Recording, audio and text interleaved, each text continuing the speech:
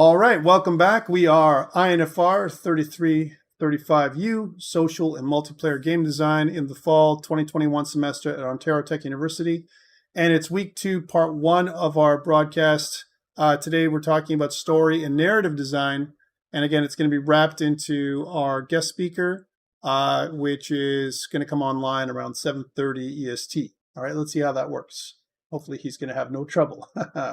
All right, so last week we did kind of an intro and a brief history about the RPG and D&D and all that kind of stuff. I gave you some details on assignment 1, very kind of high-level details about your GDW project and so on. And I'm hoping that you guys were able to do some kind of, over the last week with GDW, some kind of team forming. I'm going to create groups for you guys so you can actually, if you haven't had a chance to do that online for GDW and non-GDW teams. If you have a non-GDW member and it seems that there is, right now, it seems that there's only 1 or 2 as an example.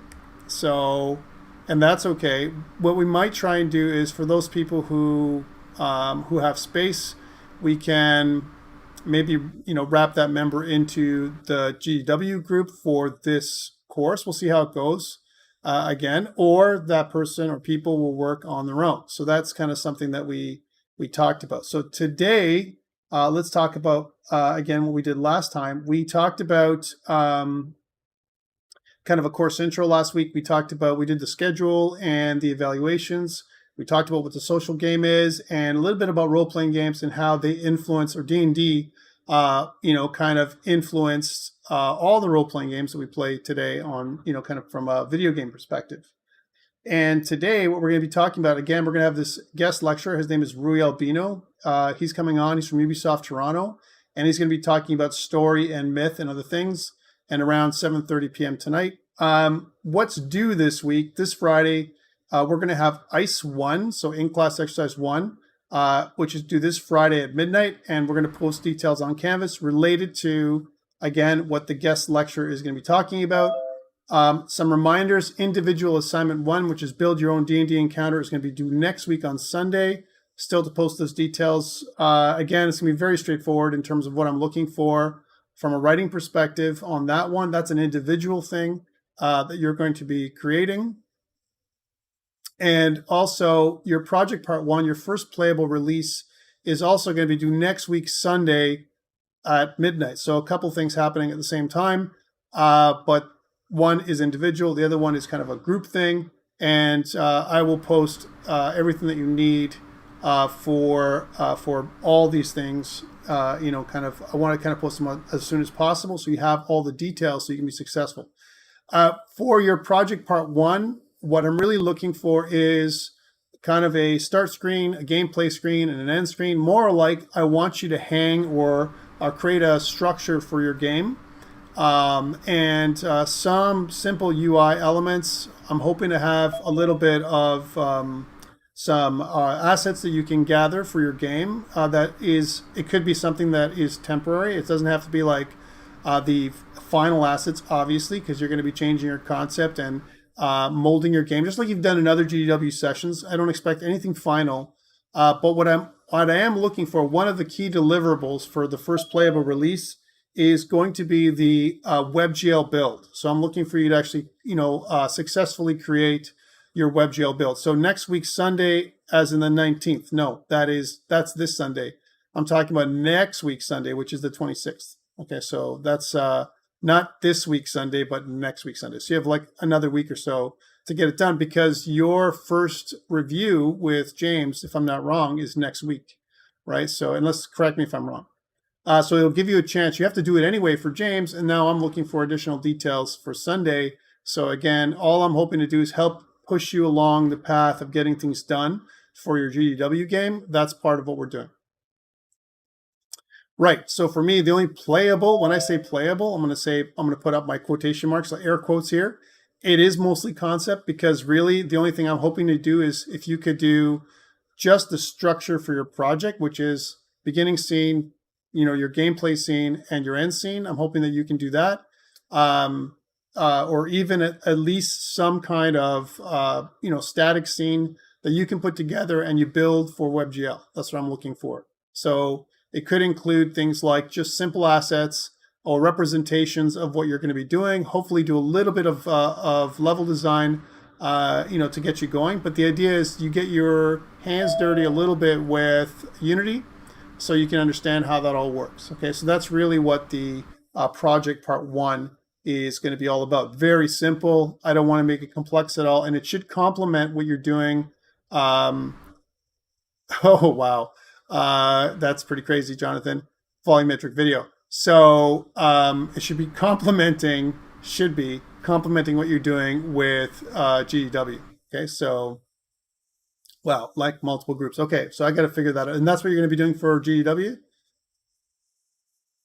Half the groups. Wow. So what does that mean? Just if someone could come on and talk about that, because that could maybe interfere with some stuff. Worst case scenario, I'll get you guys to do something that's different, right?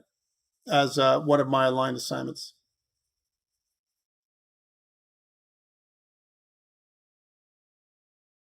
Okay. Hello? Yes, hi.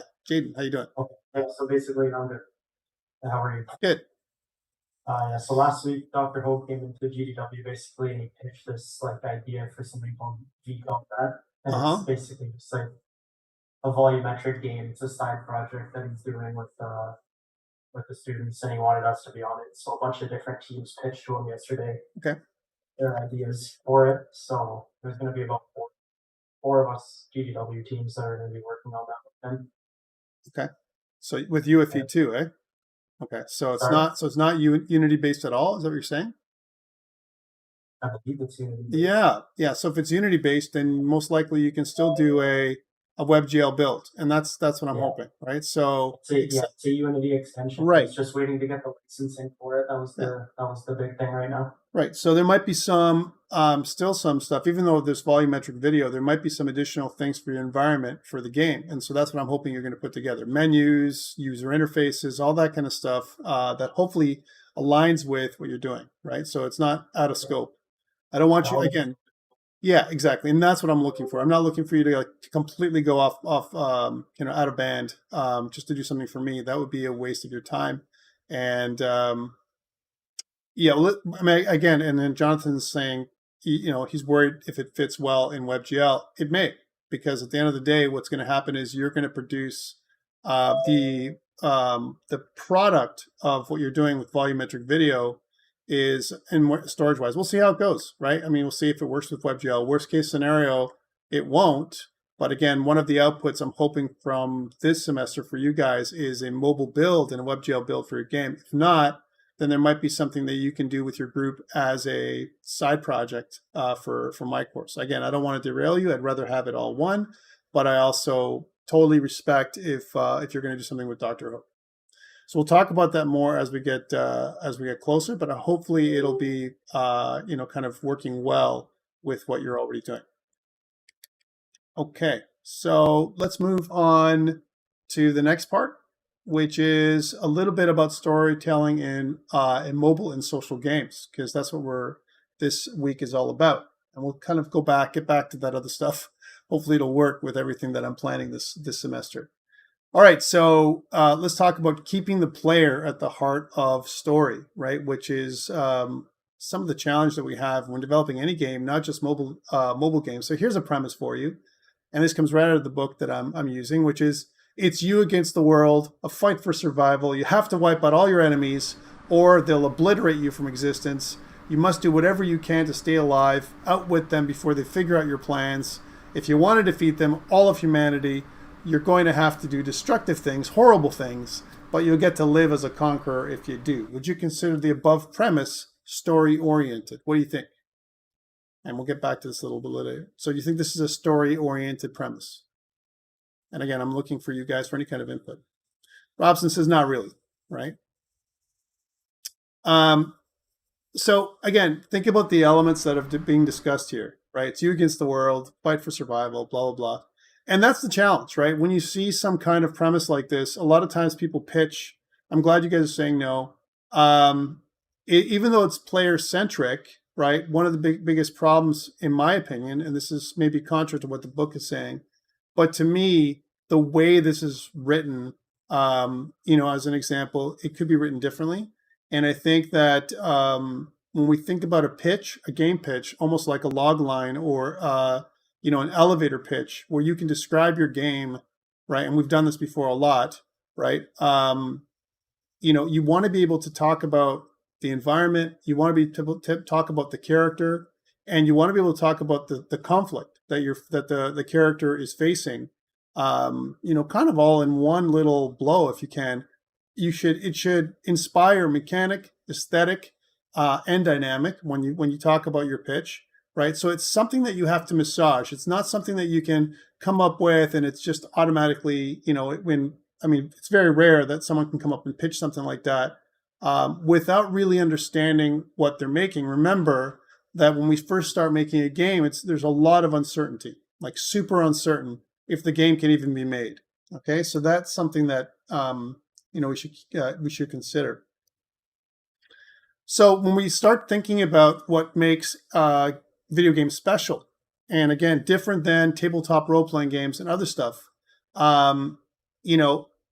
we think about video games as an interactive medium. And it's not like, reading a book or, getting into comics or film or something else. In fact, if anything, I think the film industry is in danger long-term when it comes to how we continue to make our medium more and more interactive and engaging, immersive, if you will.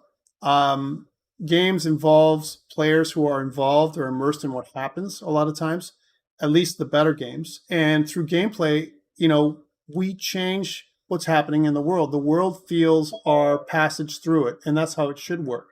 All right, at the end of the day, right? So that's what's happening. And I think, like I said, it's becoming so popular. Video games are becoming so popular, especially in COVID, that I think, the movie experience, which is you sit and watch and don't interact for the most part, I think eventually that's going to go away. I think it's not going to be, it might be for some people, but not for all people, right? And we'll talk about why that is maybe throughout the course. So, as an example, players can interact with NPCs, and they can also choose responses in dialogue trees. This is a thing that happens, right? Other things that you can do might alter the story's plot if it's a good game. And one thing that video games do for us, and this is just a review because you guys should know all about this from other design courses, is they feed player agency, which I think is really key. So what is player agency? And you may have heard this term, maybe you haven't, right, as an example. But really, definition-wise, it's the sense that players have autonomy or control over their gameplay experience. I think that's pretty good of a definition. Again, they don't have complete control because they can only do what our code will allow them to do, right? But at the end of the day, everything that happens, right, should have some kind of meaningful effect or outcome in the game, right? And this is something that we've learned from, again, thousands of video games that have been created over the last, 30 years, I would say for sure, and more, right? Because remember, video games really boomed in the 70s and the 80s when they were in the arcades. And again, I'm not going to go into too much history because you guys have done that, and I don't want to bore you. But they've been around for a long time, right? So, so that we've learned as developers, we've learned what really works. And giving a player agency seems to be one of the keys to success. And especially when it comes to mobile game development. So on top of player agency, one thing that we can know is that, a lot of games offer increasing levels of, or especially realistic levels of immersion.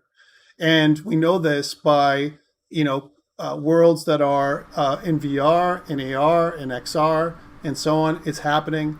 And one of the things that we want to be able to do is, create the right type of mechanics. And we've talked about this as well. You might have seen something like this in a past design course where they talked about things like, hey, if the game is too boring or too easy, that's not something that, it doesn't feel like time well spent.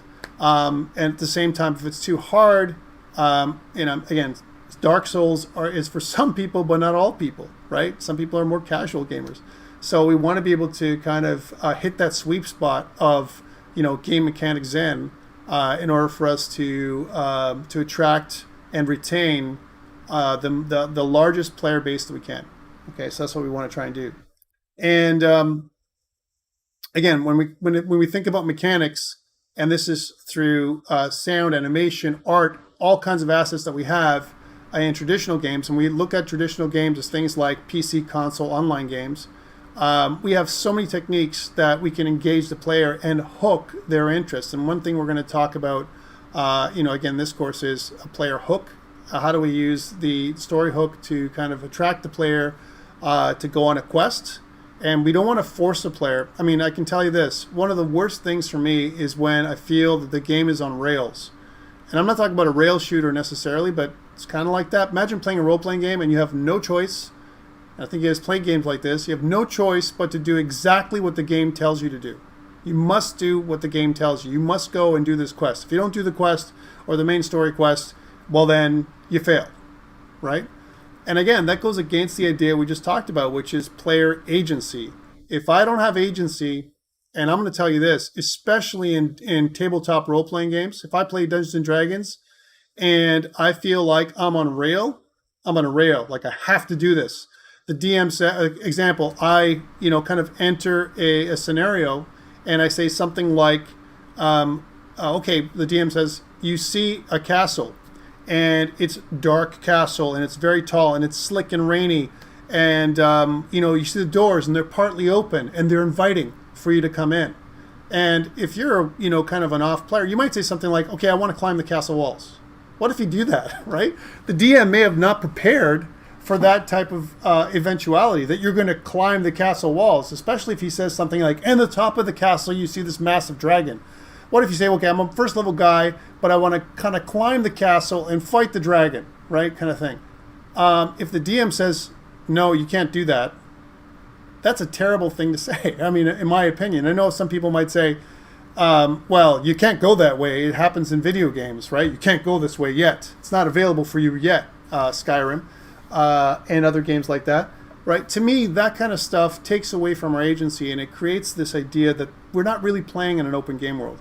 So we want to make it so that we get a hook, but we don't have to accept the hook. I don't have to accept the adventure. I don't have to do the main quest and so on. I can just explore the world. I can, I can use different modes of play. I can do casual play and all that kind of stuff, which is a lot more natural. That instead of, as an example, being forced to play something. I agree with you, Jonathan. So that's the first thing. And the other thing that we want to keep in mind is on mobile, and we're going to be talking about this again, there are technological limitations, and we're going to talk about this throughout, mobile design. It's going to affect everything from our aesthetic, how large the screen is, different use case that we're going to be focusing on. And, it limits in terms of, kind of the way we do our storytelling. Now, lately, a lot of the, the phones and the mobile devices that have been released have enabled more and more of that stuff to happen. Okay. So, and a good example of that is just yesterday, the iPhone 13, and I'm not saying I'm an iPhone guy necessarily, but the iPhone 13 was just released, iPhone 13 Pro. Both of them use the A15 Bionic chip, which enables 120 hertz display with support for up to 200 FPS. That's huge, right? And there's some Android phones that do the same kind of thing already, which is awesome. So it enables games to have, kind of feel like you're playing on a console more than what we had before. Especially the new, the iPhone 13 even allows for a 1 gigabyte, storage. 1 gigabyte? Yes, 1 gigabyte. I was trying to think about if it was 1 gigabyte or not. Or was it 128, 256? No, 1 terabyte. 1 terabyte. Thank you, Jaden. 1 terabyte of storage capability. That's huge on a phone, right? You're really carrying a little computer on you. And it's amazing what you can do. And they showed examples of that yesterday in the Apple event, which is very interesting. So that's something that, yeah, exactly, $1,500 Canadian. And it goes, if you actually, you get the 1 terabyte thing, I think it's up to $2,000 you're going to spend on your phone, not including taxes. That's huge. I can spend $2,000 and get a laptop that's pretty good these days. So, again, it's something that is coming out. But is it available? Is the device available? The answer is yes. Is it going to be available in the future where, we're not going to have to worry about technological limitations? I think the answer is absolutely. I think we're going to get to the point where the technological limitations that we're seeing today in mobile games, it's not going to be a factor as much as it is today. All right. But for now, and there's some devices still that just can't render the complexity of the worlds that you're looking for in traditional games. And again, traditional games, are talking about PC, console, and so on. And typically what they don't allow is they don't allow players to complete a mission based on a certain playstyle, for example, stealth mode or no killing, because they just don't have the bandwidth. They don't have the size. The game is usually native on your device, and your device can only store so much data. And imagine if your game is the size of a console game nowadays. Well, it could be with the iPhone 13, but for the most part, they just don't let players do what they normally do with PC or console. And a lot of times, what they also have is linear stories, which is a limitation as well. Okay, so that's something that we have going on there. So again, we just talked about it. It makes storytelling feel like we're watching a story as opposed to participating in it. And, one of the things that players complain about, it doesn't really integrate any kind of story whatsoever. And especially things like the cutscenes. Some cutscenes are not even feasible in mobile, as an example. And then what cutscenes are supposed to be is to expand the story and kind of produce immersion for the player. But let's talk about cutscenes a little bit, right? Some people really hate cutscenes. I'll tell you right now, there's a lot of people that really dread cutscenes, and it doesn't matter on PC, mobile, whatever. They just don't even watch them. It doesn't matter. They get a brand new game. It could be the most amazing game. It's made, as an example, just for the latest console or the latest generation of PC or whatever.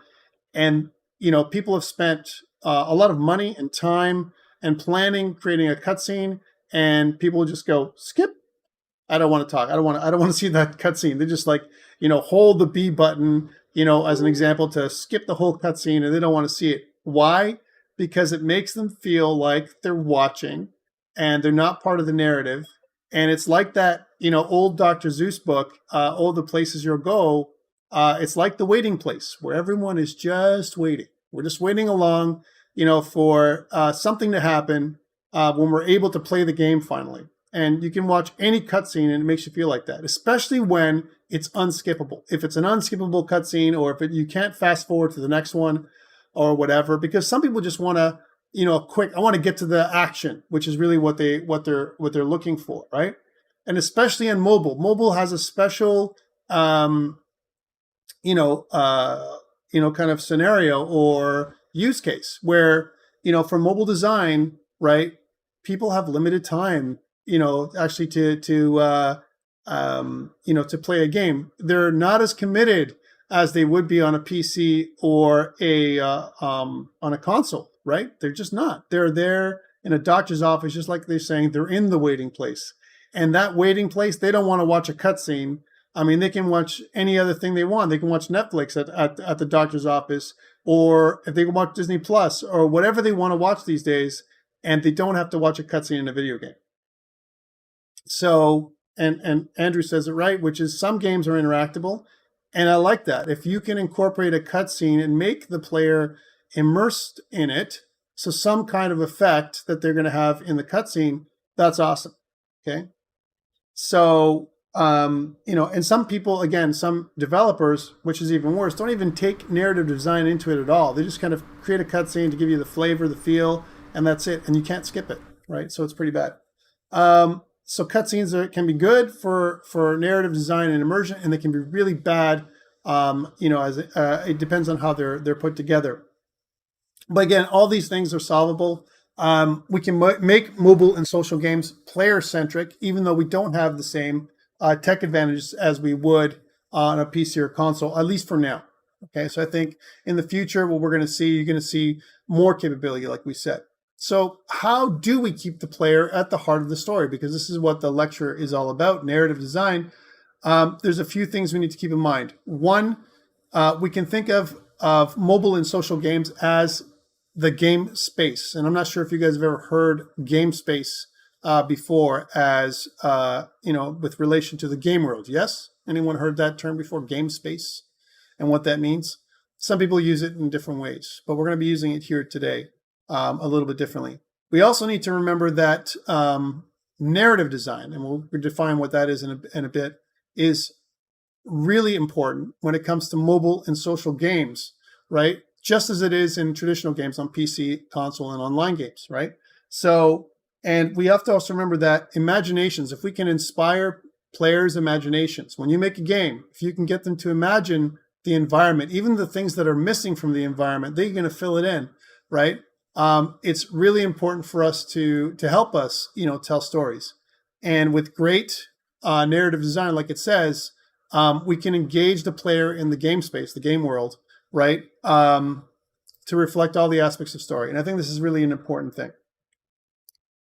So one thing we want to talk about is the difference between story delivery and story itself. And again, Rui is going to talk about a little bit about myth when he comes on later on today. I'm just going to check my phone and make sure he's not having any issues logging in. Around 7:30 is what he said he'll come in as well. But storytelling goes beyond, dialogue and cutscenes.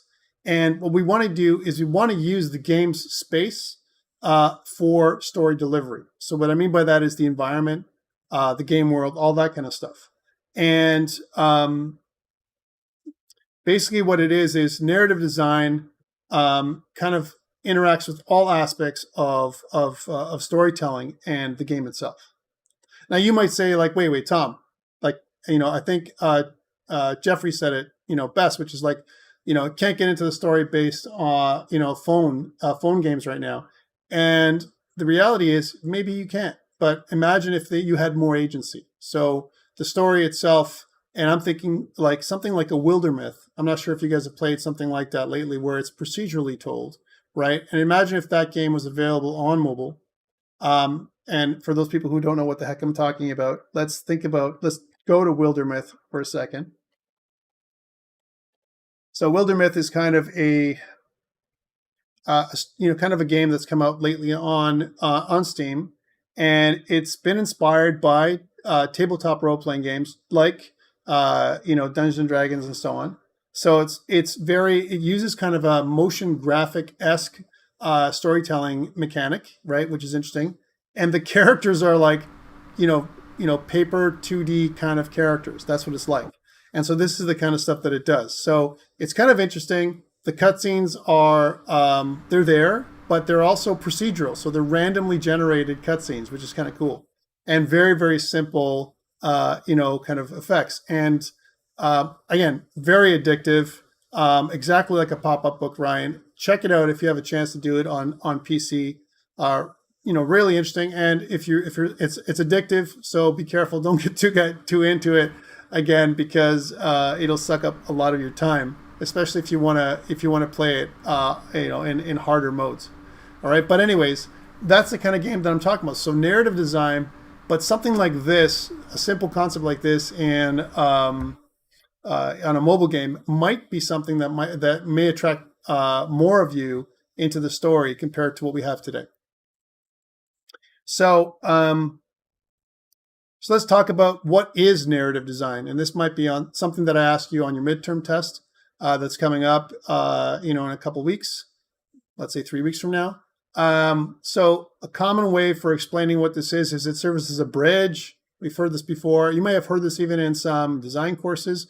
It serves as a bridge between gameplay and story. What the heck does that mean, right? So, and here's a slide where it says, okay, I got writing on one side, I've got game design on the other, and narrative systems or narrative design is kind of something that, bridges the gap between my writing and my game design, my mechanics, right? So that's what it's there for.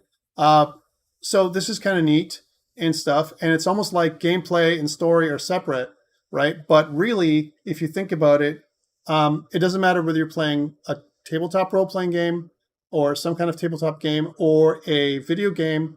They shouldn't be separate. They shouldn't be separate. Why? Because why is the player there in the first place? You always have to ask yourself, like, why is my player doing the thing that they're doing? Doesn't matter what kind of game you're playing.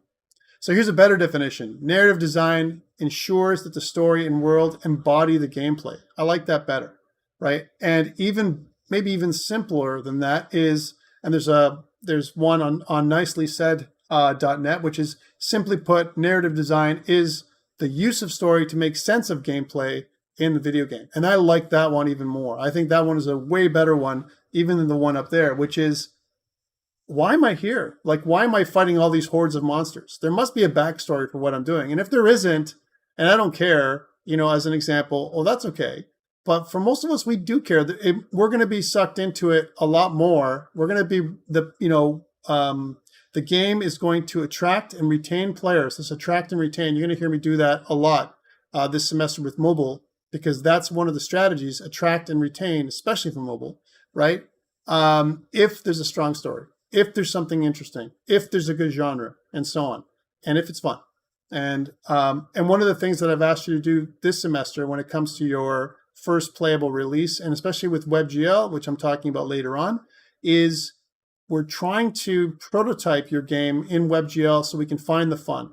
For those games that are not using some kind of volumetric game mode that you guys are doing, which is, again, throwing me off a little bit today, but that's okay. I like the challenge.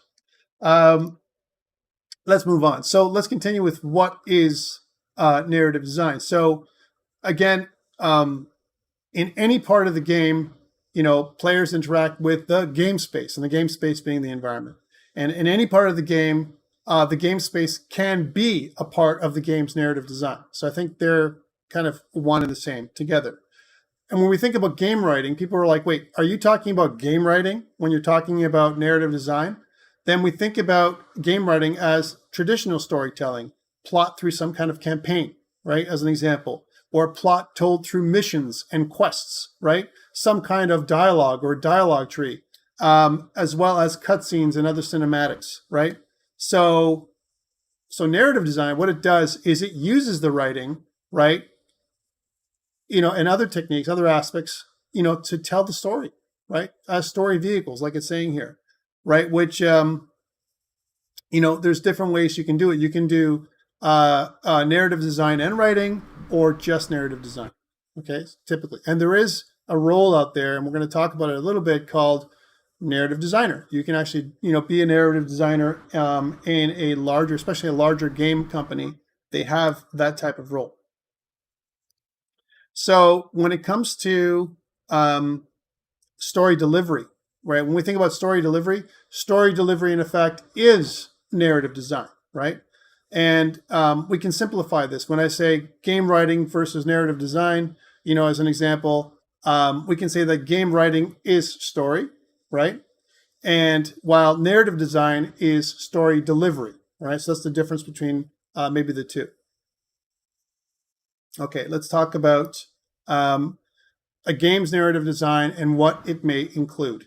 Okay, so world building, that's huge, right? And one of our guest speakers this semester is going to be talking about world building. He's the again pro GM, if you will. He's been doing world building for close to 30 years, on and off, I would say. And again, it's details that kind of form up your world. Includes things like overarching history of the world. Backstory is what I like to think about those things. Some kind of timeline of events, maybe events that happened before the player started. Different cultures and societies, religions, magic, technology. And this is really important. One of the things that you're going to see a lot is that when it comes to world building, I think the biggest, I would say, recommendation to all new designers is be consistent. So, example, if you create a magic system or a superpower system or technology or whatever you're going to do, everybody is using that system or is bound to the rules of that system.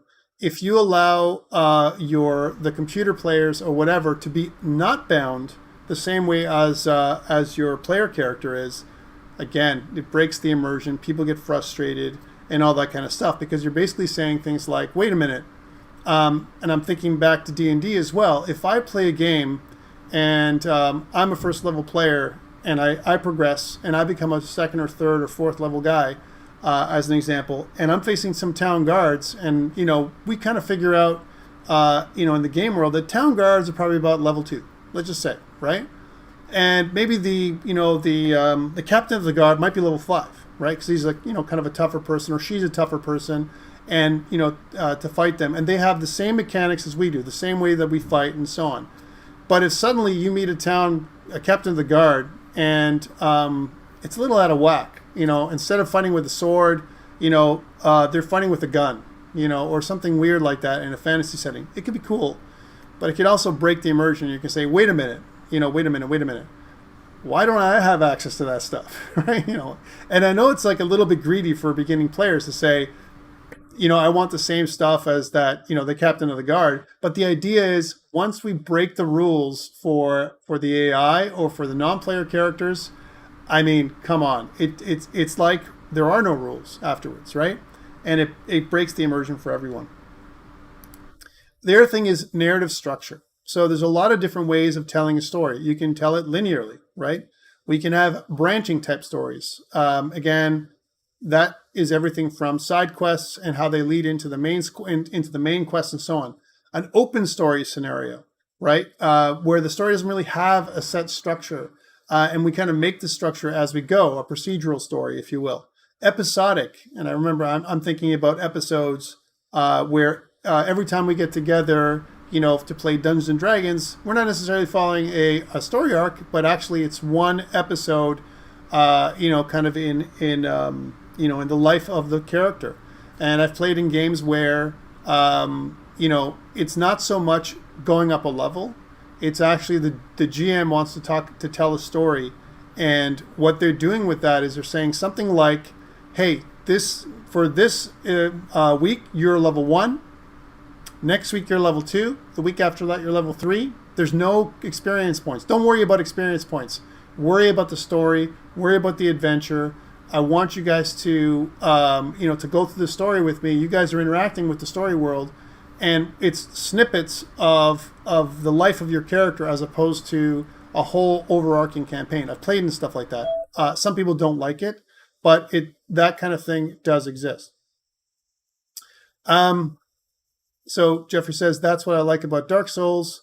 Again, you can get bosses, armor, and weapons and use all the same attacks as the bosses, and it's super fun. Absolutely, especially if you can... and I'm thinking about Demon Souls. There's some exploits that you can get where you can get a really super powerful weapon at the beginning of the game in Demon Souls, that can make a large part of the first chapter of the game a lot easier because you defeat a boss right away, right? So it's kind of interesting. Yeah, and Ames says he stopped using D&D a long time ago, and they enjoy it a lot, and I agree with that. I think it's you don't have to do it that way. There's all kinds of ways to tell a story. And one thing I have here, this graphic that I use here is one of my favorite graphics when it comes to storytelling, which is, again, a little formulaic, but it's the hero's journey. And if you haven't heard about the hero's journey, I think there's some great reading that you can do around it. Should you hang all your stories around the hero's journey and make it all like this? No, but one thing that we found, especially in the West, and again from when it comes to story plot and movies in general, is that some of these elements that we have here, the call to action, the refusal of the call, crossing the threshold, the journey from the normal world into the special world. As an example, having some kind of mentor help you out, some kind of first challenge, second challenge, third challenge, training for your character, some kind of temptation to go off the track. As an example, maybe a defeat, where your character is going to learn stuff, and then into the final conflict, and finally returning home after your character or the hero or the heroine has won, because this is formulaic storytelling in some ways. Right? And now that they are the master of both worlds, and I hate to say the master word, but it's like they've learned how to be both in the normal world and in the special world. And I think this idea, and Rui might talk about this, and the power of myth, in storytelling is what makes stories so interesting, especially the stories we watch, whether it's on television or on in the movies or on video nowadays on different streaming providers. You see a lot of these elements in the stories, especially in the West, where they have linear type stories like this. Sometimes we see a story that's not linear, where you see snippets of the hero or the heroine's the protagonist's life, and you're not quite sure where you are in the story. And a good example of that is Westworld. If you guys have ever watched Westworld at all, when you're watching Westworld and you're like, wait a minute, where am I in kind of in the time frame? You don't quite know where you are in the first, especially in the first season, where you don't realize that the person that you're really rooting for, the protagonist, is really the antagonist of the entire. Not to spoil it for anybody who hasn't seen Westworld, but for the entire series, if you will, right? So that's kind of something that's interesting. Hey, Rui, we're going to start in a bit. Thank you for that. So our guest speaker's here, but Rui, I'm just going to finish my stuff, and then if you don't mind, I'm gonna get into your stuff. I'm almost done my part when it comes to story structure, and I know you've seen this slide before, which is all around the hero's journey, and I know Rui might talk about something like that, because for me and for Rui, it's been influential in the way I tell stories and in the way that I perceive stories when I watch stories nowadays, whether it's in video games or in the movies or wherever, right? So that's kind of something that we're talking about here. And instead of moving on, because I'd like to talk more about this, but I don't want to. I respect Rui's time because he's come on exactly a little bit early, but I'm happy that he's here early. Maybe what we can do is we take a pause on this stuff, and I'll let Rui do his thing right out of the narrative structure. And maybe Rui, if you want to start doing your thing, I will stop sharing my screen, and let's see if I can give you the ability to share yours, and I'll promote you as a co-host. There we go. Yes, there we go. You should be able to share now. I'm going to stop sharing my screen, and again, we're still broadcasting live on YouTube, Rui, just to let you know. So I'll let you do your thing now. You go ahead if you want to share your stuff. We're ready to go. Whenever you're ready. Allowing Google Chrome to. Okay. So I had to load up Google Chrome. So you've got that 5 minutes to finish off. Oh, okay. And just go. Yeah, I just spent the last 15 minutes setting everything up because I couldn't. I was trying to get on earlier, and all right. No luck. So I'm gonna just let me see. Record contents later. I don't care about recording. Wait a second. I might be okay. Let me just make sure I share the right screen. There we go. Share. Hey, there you go. You got it there? You see I do. Blank screen? Yeah, I got it. You're good to go, man. Okay, excellent. Okay. So you've been doing a preamble on narrative, and you've been talking about the hero's journey. Just a little bit. So okay. Yeah. So I guess I've probably been given a bit of a skinny on my position at Ubisoft. I've been there for over 5 years now. I'm a storyboard artist by trade, and the video game industry is finally starting to embrace the concept of storyboard artists and more of a cinematic foundation for storytelling within their games. There's been within the last couple of years, there's been a stronger push towards narrative in these bigger games that are happening. I noticed that there was a topic on open and as well as closed narratives. What have I worked on? I've worked on Far Cry Primal, Far Cry 5, Far Cry 6, which will be out in about a month, and Watch Dogs, Legion, and the DLCs. So that's been my role at Ubisoft as a storyboard artist or story artist. It's very important that I understand story so that I can render out what the directors for, whether they're the realization directors or the cinematic directors. And there's a ding dong. What does that mean? That means Wants to that show. that means somebody joined, Rui. Don't worry about it. Keep going. Okay, awesome. All right, yeah. So I'm excited for Far Cry 6. Oh, I'm glad you are. Far Cry 6 is probably the best game to date that I've worked on. The director comes from film and television, has worked on Orphan Black, as probably the most readily known one for most people. And the fact that Esposito is the villain is just fantastic. The cinematic cutscenes are phenomenal. They're wonderful. I think they're so good that most people that will skip the cutscenes won't want to skip these because these are so engaging. So I mean that's a great thing to get my right stylus here. Engaging. Very important. I'm actually I teach at Seneca College, and as well as I teach for China online, and a lot of my teaching is just me drawing and showing what I can do. The very interesting thing about drawing and the cornerstones of it are the same cornerstones for programming, for game design, and for narrative.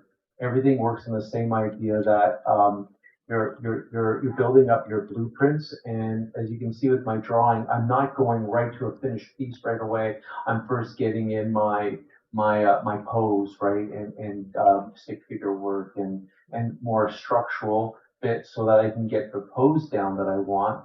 And then once I have my pose down, I can go and get into more of the details. And that's what's just about everything, and definitely is a strong foundation in video games, and especially in video games narrative. So that's kind of the introduction I have. I'm going to keep it quite quick because I'm sure there's a lot of questions.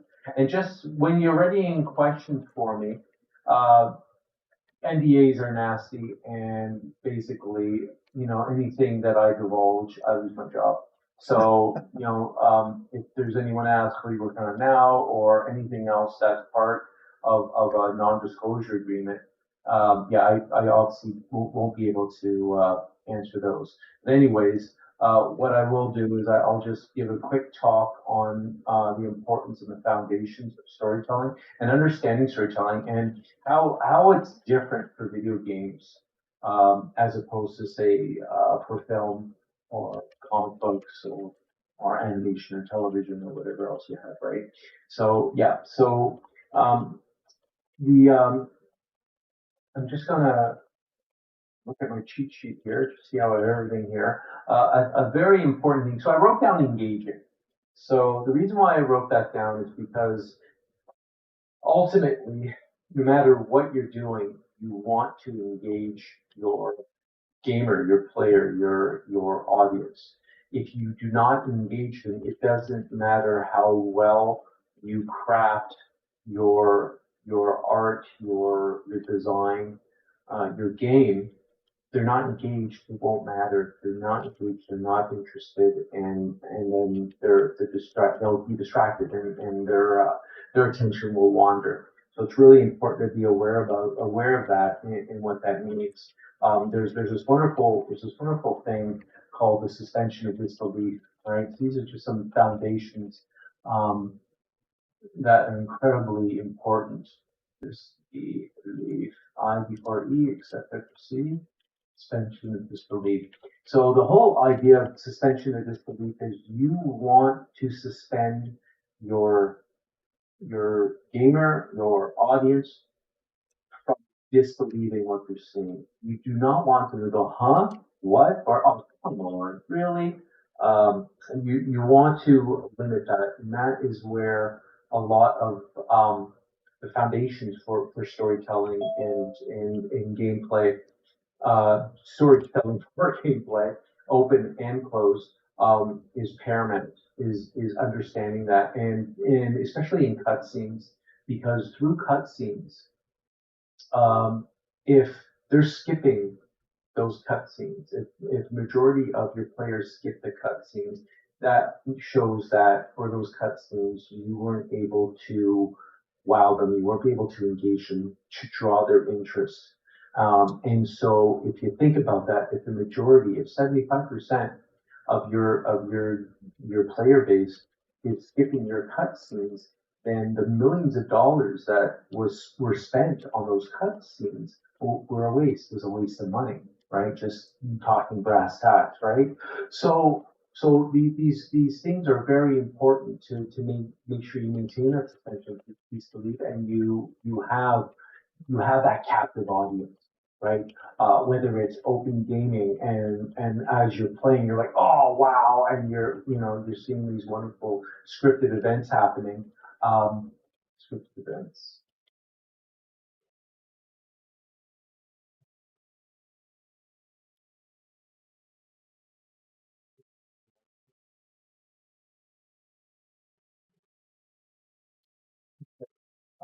Yeah, so it's important that all of these, if you're showing them, there's a reason to show them, and there's the credence to have the players not only appreciate it but buy into what they're experiencing, right? And so then we have this wonderful thing, which lately I've been learning really well, in entertainment. Good thing I wasn't a writer. I'd be so in trouble. Well, I guess with spell check, it doesn't matter now. So it's entertainment versus story. And in my case, I'm talking about story arc. And I have to take it a step further and I have to say Western. Because what we find important in North America is in where our values lie and our opinions of the world, the universe, and humans' role in it are quite different in the East. There's also the concept of hero. If historically you experienced the Nazis and you were in Germany at the time, once Germany lost and had to pay war reparations, it also did something to the actual culture in Germany, and they also see a hero a lot different than North America sees a hero. When you go to China, Japan, India, you a lot of their stories and a lot of their mythology, which is a great segue into mythology, um,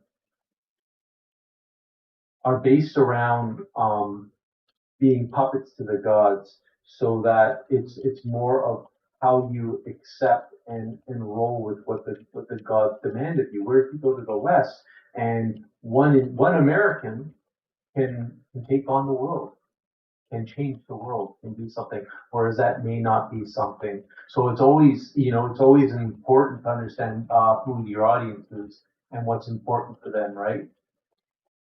So it's a deep understanding that goes into all this, and the more that you look into this and understand this, I think the more successful you're going to be at engaging your audience and creating these amazing cutscenes, if not a narrative with an overall arcing narrative within your game. Okay, so this is what we're always dealing with, and the biggest lesson I've had in the past while, of course, is Star Wars. Which one is it? The Jedi one. The, um, the Last Jedi. That was it. When it came out, I was because I'm older, so I'm more like that traditionalist, and I became a fan of the original Star Wars. This movie was an anathema to me, and I was so angry, and yet so many people enjoyed it. And my understanding of story arc, character development, setup, delivery, had me detest that movie more. But there were so many people that enjoyed it and they were entertained, right? So It's a disappointment of story. The sequels are. There you go, Obi. Oh my gosh, Yoda. Shenanigans, 15 moments. Oh wow. Okay, so yeah, so we but it was very entertaining to a lot of people. Really entertaining. So is what we strive for and what we're hoping to do, and then it's no easy task. If you think of the hundreds of stories that come out, the hundreds of yeah, me too. I always prefer the original Star Wars trilogy. It's funny because I found that the Last Jedi made the prequel better for me, so I appreciated them more after the Last Jedi, ironically. Uh, so so yeah, you have this part that's really important. You have hundreds of films that come out every year, stories, ideas, games, and what? Maybe you get like five, if it's a good year, that are successes, that are box office hits. You're lucky if you get three awesome games that everyone's buying, right? It's incredible, especially in the existing economy. It's more about having the players build the worlds, and those seem to be creating a bigger draw and making more money, and all the different ways of being able to monetize for your games through whatever it is, even if it's not through your DLCs and through your downloadable content or whatever. You're looking at the reality of something like Pokemon Go. And the only reason why that made so much money is because the Nintendo stock went up, right? And then everything that went around that. And so it's incredible the different ways that you're able to monetize a product that you have. Okay, so yeah, there we are, and it all has to do with mythology. Okay, and so this is where I always place my importance. And as Tom had shown you with Campbell's hero's journey, he has the hero's journey, creative mythology, primitive mythology, the hero with 1,000 faces, Occidental mythology, myths to live by. It's kind of crazy, or the masks of God also. It's kind of crazy how much he's written about this. And one of the greatest things he wrote about in all of this was the fact that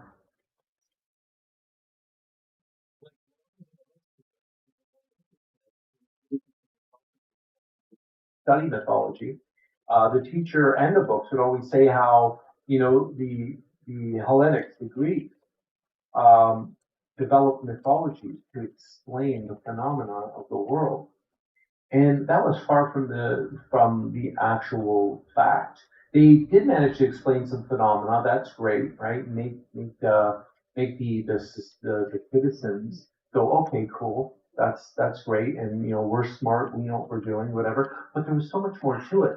All of the mythological stories are always about forms of aphorisms, forms of what's right, what's wrong, what to do, what not to do, and the human condition.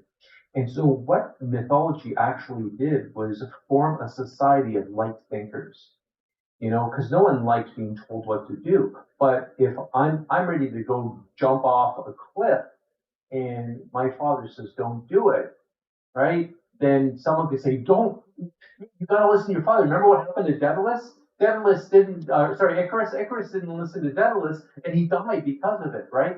And so now all of a sudden we're having these parables and stories that are helping to say what's right, wrong, how we should act and how we shouldn't act. And this is the wonderment that the Greek mythology did. Now remember, the Greek mythology, they also found Mesopotamia, right? The mythology there, stories of Gilgamesh, um, the mythologies and stories in China and India, and the stories of Buddha.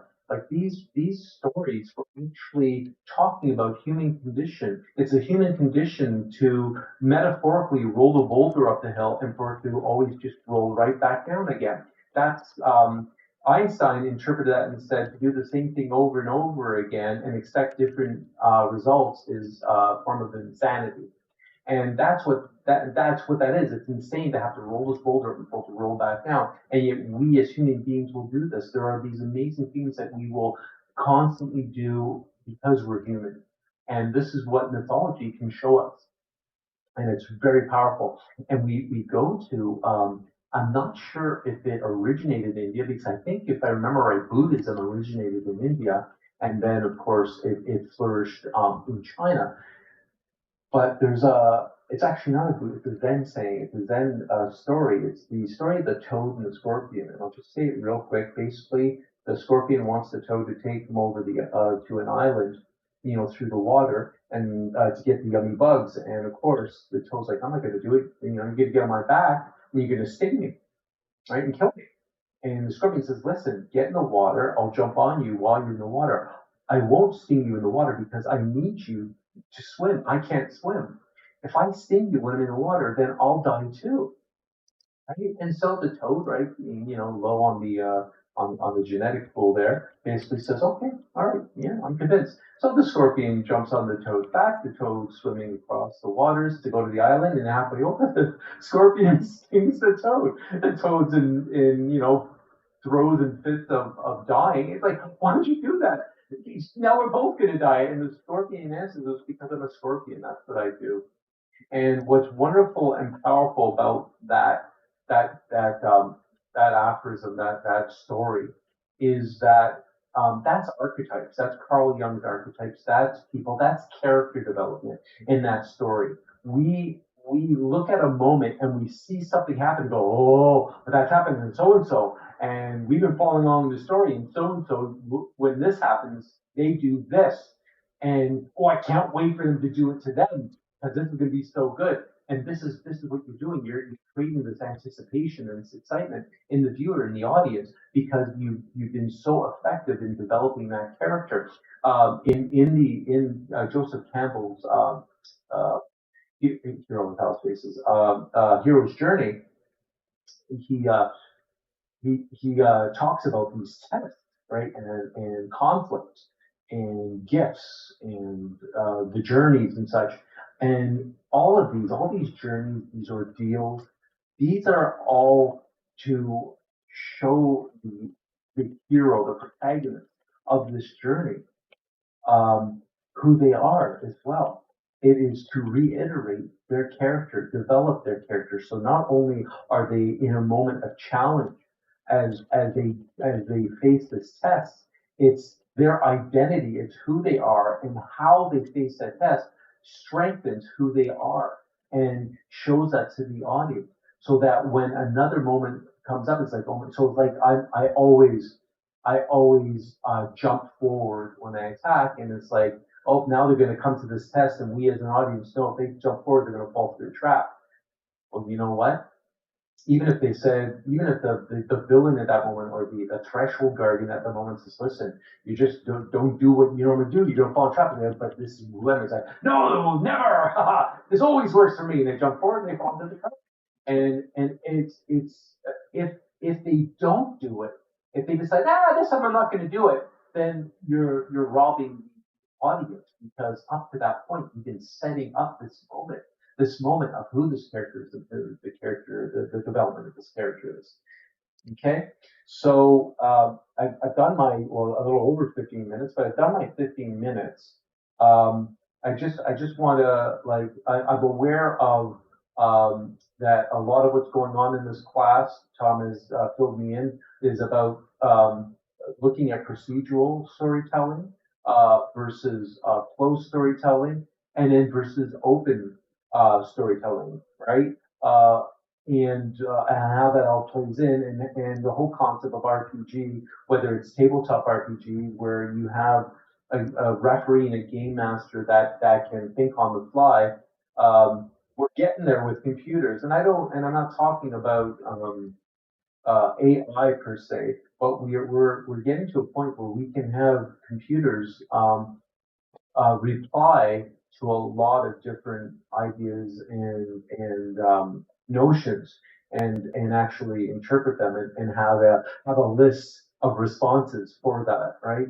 It's amazing where we're coming to, but it's still not as robust as a human being with their creativity. And of course, that's some human beings over others as far as game masters go, or dungeon masters, or referees, or whichever way you want to call it.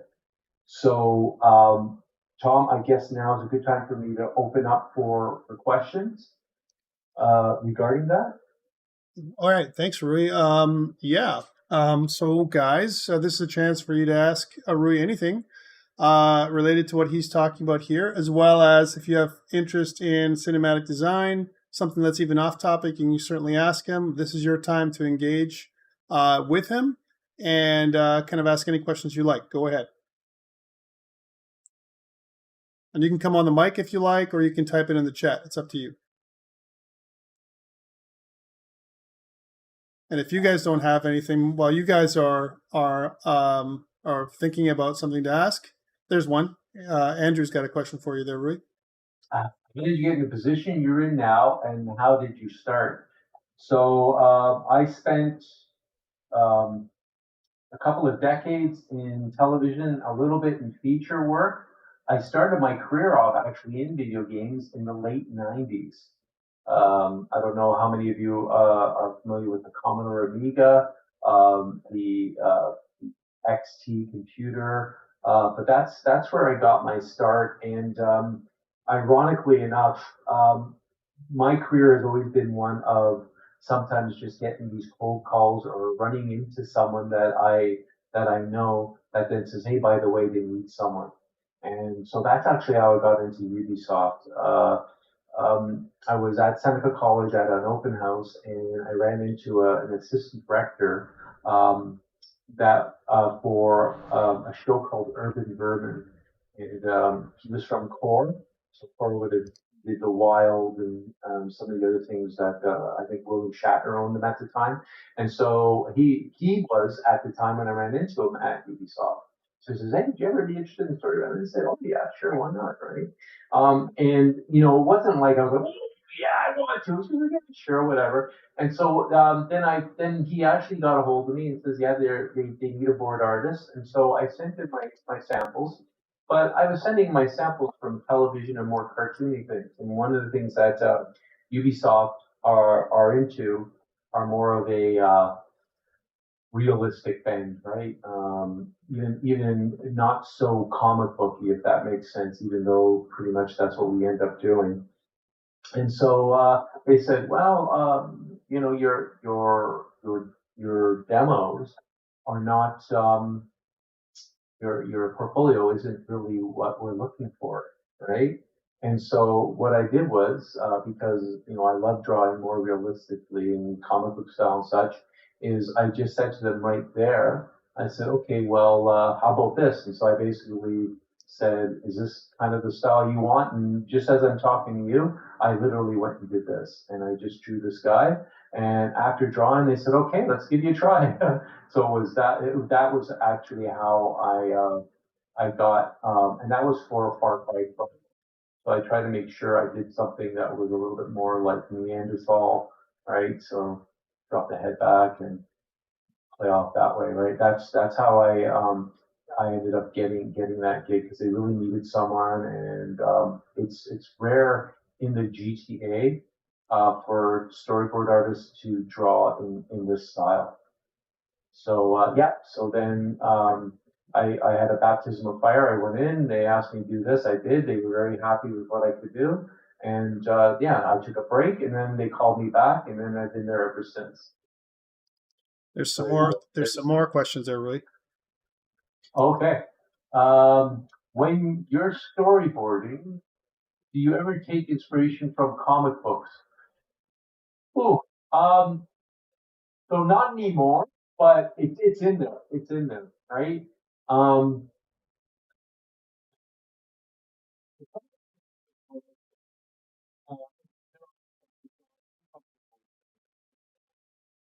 but comic books have become so. In Ubisoft, we also have concept artists, obviously, right? Concept artists, for years they've been basically really good at photo batching and then basically painting over the photo batches.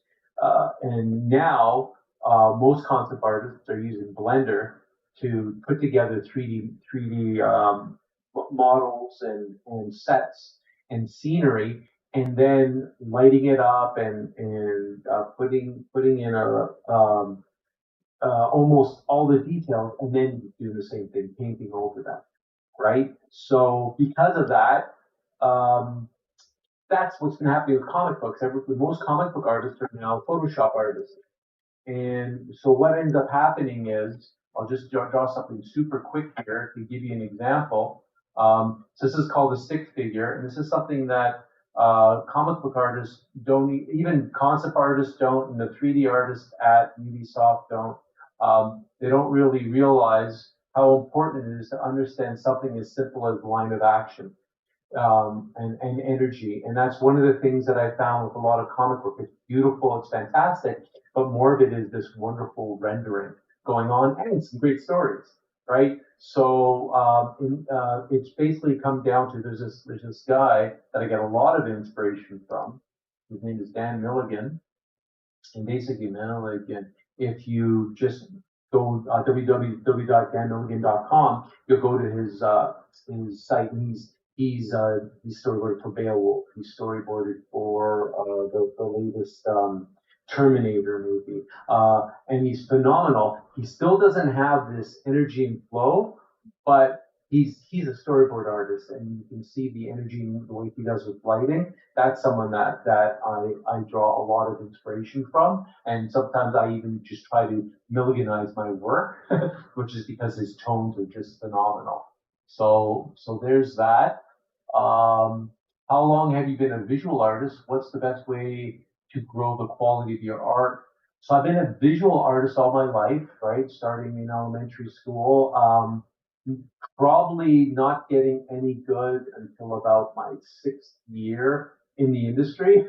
I worked at Banner for over, I guess, 20 years around, or close to 20 years, maybe 16. And I was in design, both character design, location design. Later on, I did some layout and of course storyboarding. And I did storyboard revisions for 6 years, and then I became a storyboard artist from that point on. So I've been a storyboard artist for 20 years. I think about almost 25 years now. So and how of course school is good for that. Being a storyboard artist, there's a lot of different board artists out there. Dan Milligan went to OCAD, which a lot of people may have thought may not have been the best way to go, but it was also, he had it in him. And in the end, is if you have the drive in you and you keep trying and keep working at it, you'll get there. There's these wonderful books called Master Shots. They really help you to understand film and storytelling, visual storytelling. Okay, so there's three volumes of that, and then it's figure drawing, it's perspective drawing, it's understanding perspective. In a lot of ways, it is so. A storyboard artist is a director, an assistant director, an animator, a poser. Like there's so many things that a storyboard artist needs to do so that they can get that behind them and then think about how they're going to do the compositions and create the subtext for what they're doing story-wise. Okay, so it's a big list of the work to it, and it's just a journey as well. And now is the time. You're also in school. So it's the journey that starts now, and I don't know if you're into. I can't remember the name of the Asian artist that talked about spending his entire life working on his illustrations, and he goes, and after I don't know, it was 50 years, he goes, I'm pretty good. Right? It's kind of a funny thing that you're always working on getting better and better and better, and it never stops. Okay, how do you come up with the ideas and flow of the story for your games? Are you provided a general overview of the game and you work from there? or do you have to come up with the idea for the story of the game itself? I want to. I would love to be able to be that high up, like as a narrative director on that side of things. So what I get is I get a director and I get a script. And so I read the script and then I sit with the director and the director tells me what they want to see and how they want to see it. And these directors now, when I was in television or feature animation, then, this is all animation. But now the directors, I'm dealing with live action style, right? Because it's all mocap. So it's actual talent coming in and acting out in mocap suits or in the mocap volume and doing the work in there. So yeah, it's a lot of understanding of cameras, lenses, as well as still being able to draw something as simple as a hat, right? Making a hat and being able to draw it quickly, where someone's like, okay, yeah, that looks like a hat, good, right? Because that's really important, right? So, let's stick this way, that's a better hat there. So being able to do that, and of course you have a huge bag of tricks with that, right? So yeah, so that's how that works. I would love to. I heard Massive. They get a lot of roles. So I wanted to go to Massive. I wanted to work on Star Wars when I found out that Massive was going to do their version of Star Wars or their like big huge Star Wars game. And someone there may do narrative, like write up scripts, direct, do boards, right? Like they can have their, because they're a bit of a smaller studio. I think they sometimes will have their hands in different pots. When it comes to Star Wars, though, that's completely different, and I think they need a seasoned board artist because they can't just have someone that also does boards. They need someone that really can hit those boards running because they got to impress the boys down in LA, right? So that's interesting dynamic. Going off on what you mentioned earlier in terms of East versus Western culture, what do you think are the most important? Oh, another one went. So there it is. Important aspects to consider when developing a narrative for Western culture. Oh, important aspects to consider. Well, you would definitely go with a standard story arc. I think that would always give you a lot more success. And that standard or story arc is, your intro, your issue, your tests, right? Your climax, and then of course your denouement, your unraveling, or and then conclusion, resolution, and, and so what that basically comes down to is it's a story arc where you're following the hero on the journey, and you're engaged in it as an audience, and in the end the hero triumphs. There's usually around the climax or before the climax there's a death, and it doesn't mean that someone has to die and now they're dead. It means someone could die, or there's a notion that dies. But even if someone dies, or they're close to death, and then of course they rise like a phoenix, right? And they don't die, or they come back, or whatever the case is, and plummet to their death, but then all of a sudden they come back up riding a dragon or a demon, whatever the case is, or a surfboard, right? So the idea there is that at that Western way. Whereas a lot of times in Eastern, it's more about what's going on. Look at this. This is fascinating. This is amazing. What's happening? What's happening? And then the ending is the climactic moment where it's all revealed and it's explained. And usually there's some deep um, philosophy involved in where usually the protagonist feels less about themselves because of it. So not always, but that's the big difference between the two, and that's probably what you're looking at. And you're looking at the idea of the hero that can overcome it all versus the hero that survives the ordeals to learn the great gifts from the gods or whatever, right? So yeah. How do you usually approach storyboarding? Do you ever piggyback off old projects? Or you just try fresh perspective, especially when you're operating in the very early stages of an IP? So we're working on that right now in our creatives department. We're trying to convince narrative and the creative directors to get our team in there sooner, right? Because what they're doing is they're using concept artists, but that's it. So they're just getting these mood boards.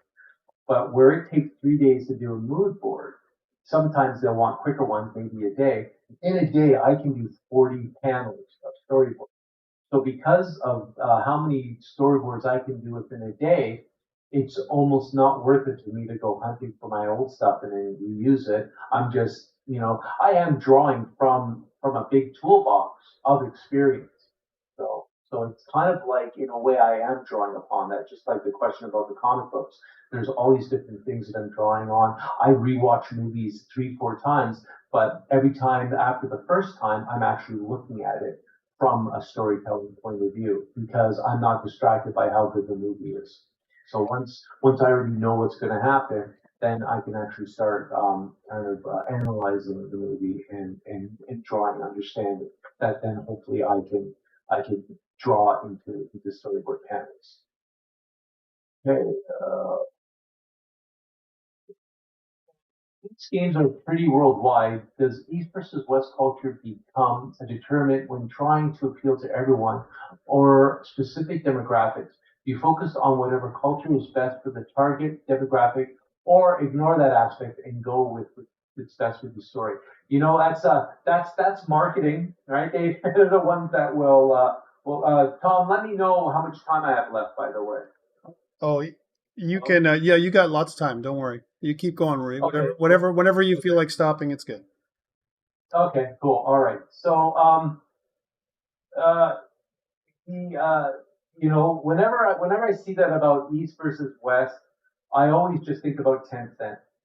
Right? I think about this massive corporation that government has interest in, by the way, I guess because of the communism. But they are so powerful. They are so well. They actually own some of Ubisoft. They own some of Blizzard. Oh my gosh, the list of games is crazy because a lot of what they do is for the mobile market. And you've got to think you have 1 billion people, and they all have phones. And so even if they only get 10 cents from each one of them, right? Which I wouldn't be surprised if that was the case. So there's something interesting in there, and yeah, if I can come up with an idea, or the studio I'm working with can come up with an idea that can appeal to the sensibility of 1 billion people, 2 billion people, think like it's the same with India now, right? I mean, wow, that would be amazing. But in my experience, time and time again, the big successes, the Boffos, the San Andreas, right? The Rockstar, literally Rockstar, the studio. Um, these people just set out to build a game they would think is awesome and fun, right? It's not about them necessarily second guessing their market or their people a lot of times, and I find that those are usually the games that are because they do it because it's fun. And this is amazing because this goes back to a place called Termite Terrace, which is where Warner Brothers did their original cartoons, the Bugs Bunny cartoons. And they were incredibly successful, incredibly funny. And the same thing when people asked them, they said, because we made these for us. We didn't make these for children. We didn't make these for children, right? The real successful Disney films, not lately, but if you go back, say 10, 20 years, they didn't make them for children either. They made sure that children could watch them. They tempered them for children, but they made them for themselves because they would love to have this experience, this journey, right? And it's the same with these video games, right? It's not like when asking Rockstar, hey guys, what tipped you off that this would be a good game? It's like, what do you mean this would be a good game? What tipped us off is when we sold 1 billion copies, right? When we just cashed in huge. I'm not sure on this, but I still think that's the top grossing game ever. right? Even beating out, I think it's beating out Super Mario Brothers, right? It's just, but it's the same thing I love Nintendo because the one thing you can always be sure with most Nintendo games is they're fun. There's so much fun, and that's why people love them. The original Smash Brothers are more successful than the latest version, right? And they're still like the ones that many hardcore gamers love. It's incredible. So it's amazing about that. But you know what? That said, Ubisoft does it too. They're always looking at the market, doing their market research, right? But yeah, it's those indie games that come out, those cool concepts that then they're no longer indie games. If you ever want, there's a oh my gosh, what's it called? Something Banquet. It's on, I think it's Apple TV, and it's a spoof on video games. It's a show, and it's Raven's Banquet. But anyways, yeah, watch it. There's one called the Cold Dark Death or Long Dark Death, and it's the guy from New Girl. He's in it, and I can't remember the girl's name, but it's based about a guy who's a video game developer back in the late '80s, back in the time when myself and even Tom were into that sort of thing. And she says, no, I want a game where it's scary. And she just, because she was she was an interesting character. Yeah, thank you, Mythic Quest. Thank you. And and that's a great episode. Yes, it really is. And it was also very touching. And my wife didn't really enjoy the show Mythic Quest, but she loved that part. She loved that. It was like a nice love story and that whole bit. But it was so well done, that episode. But again, right? She didn't want to become that successful. He wanted to become that successful, and then he became consumed because of the success. And it's that it's I guess a paradigm. I think that'll probably always exist. So it's a really neat thing. King People, why? Thank you. Great, great, great. The company that buys out other games getting hit with the 3 hour a week law, which I find funny. Oh, yeah, yeah, yeah. Well, you know what? I mean, just about every one of those episodes, in one way or another, it makes me laugh because I know of people at Ubisoft, and I know that Ubisoft has a hand in Mythic Quest. But so I laughed extra hard at a lot of things that happened. But I remember when because I was already at Ubisoft when Vivendi was trying to take over Ubisoft, and the lengths that Ubisoft had to go through to finally stop Vivendi from doing that. And then, of course, Tencent bought out shares, and Canada's teachers' pension actually has a share in Ubisoft. So it's a really really funny play. Just this whole concept of what they're doing. Yeah. So how's COVID affected your work with games? So yeah. Wow. So I'm at home. I can go in every day if I want. So I'm going in 2 times a day, but it's not mandatory. And we were just given the notice that like about a month ago that we only have to go in for 40% of the week, and so that worked out to more or less two times a week. Well, we just got a new one that says we may be going to 100% work at home. So there's a lot of companies that are exploiting on that and doing well. I'm a firm believer in being around people, so that's why I try to get in a couple times a week. But yeah, so do you prefer it more or less? Never mind. uh, do I prefer it? Yeah. So it's great because I get up and I can just go to work. So I don't have to pay for gas, don't have to pay for parking, don't have to spend the time driving in. And a lot of people are loving it, but I've come from almost whatever. I guess I'm now in about 30 years of storyboarding. And as a storyboard artist before Ubisoft, I was a freelance board artist, so I always worked at home. So I also experienced cabin fever. I spent 3 weeks locked up in my office, my studio, getting the work done. It was a lot of work. And yeah, so when this happened, everyone else was like, "Oh, this is amazing!" And I'm like, "No, I've been there, done that. I'm going to make sure I get out, or else I'm going to get that cabin fever again." And there are people, especially if you live alone, it will tax you because you just won't be socializing. So yeah, there you go.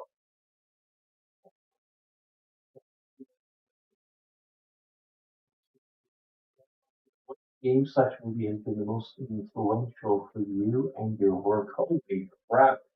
So I think my favorite director is Brad Bird, followed by George Lucas. I had a time where I was actually upset at George Lucas because of the prequels, but that's been renewed. And there's a wonderful on Disney.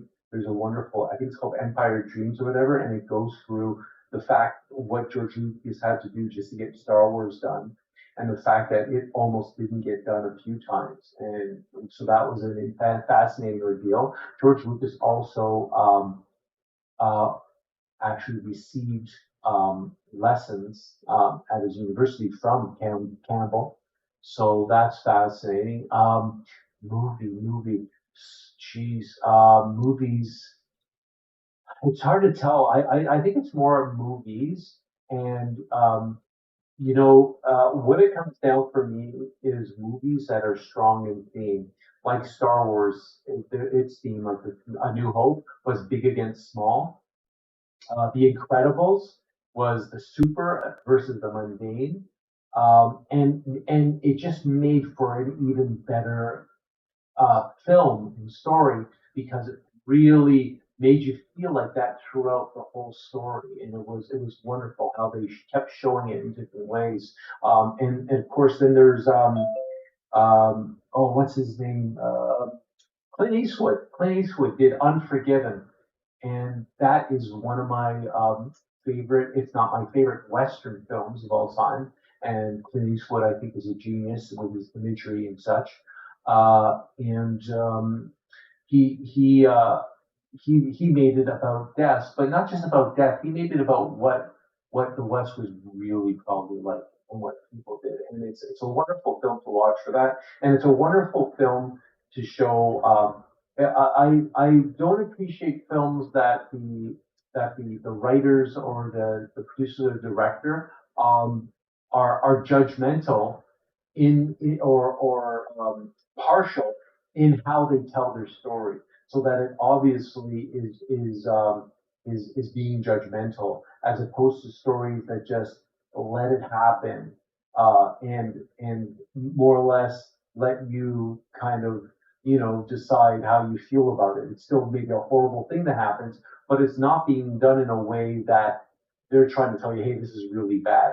They're doing something really bad, and they're letting you decide that. So these are the things that are great. I mean, Star Wars, when it came out, I was very young, so that definitely guided me along in my career through my whole life. Games.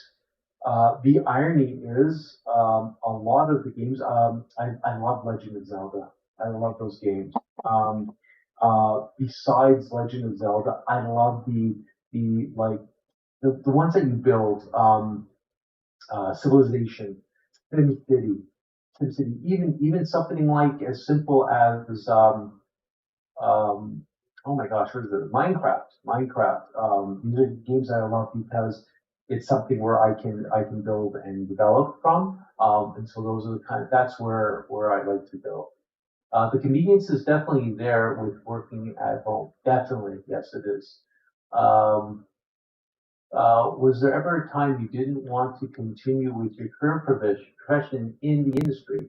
For example, finding more interest in other roles, or finding the current one becoming less interesting. Well, I'm at the point now where I don't find I find being a board artist is and I guess my toolbox is a board artist. I now have to find a way to be able to sell myself better because I do want to become a director. It's usually something maybe I should have been striving for when I was in my 30s as opposed to my 50s. But yeah, I'm working towards, within I don't know how many years of becoming a director. So like that question earlier about, hey, you know, do you do this, do that? And I don't, but I would love to. I would love to actually have my vision um, be realized in a film or in a game. I've got a box full of game ideas. I've got a box full of film and story ideas. Yeah. So yeah. But there was a time where I had enough with the television industry as a board artist. And I even said it so much that I said, listen, I don't even want to do boards on that for you guys. If you want, I'll do the revisions just so I can make money until I figure out what I want to do. But the way the industry is right now, I'm done with it. But that was at a time when Autodesk, no, it wasn't Autodesk, it was uh, Maya. So Maya is whatever the company is. Geez, let's see, someone pops out there. Anyway, so when before it was called Maya, or just as it became Maya, they had their suite and they had something called Sketchbook.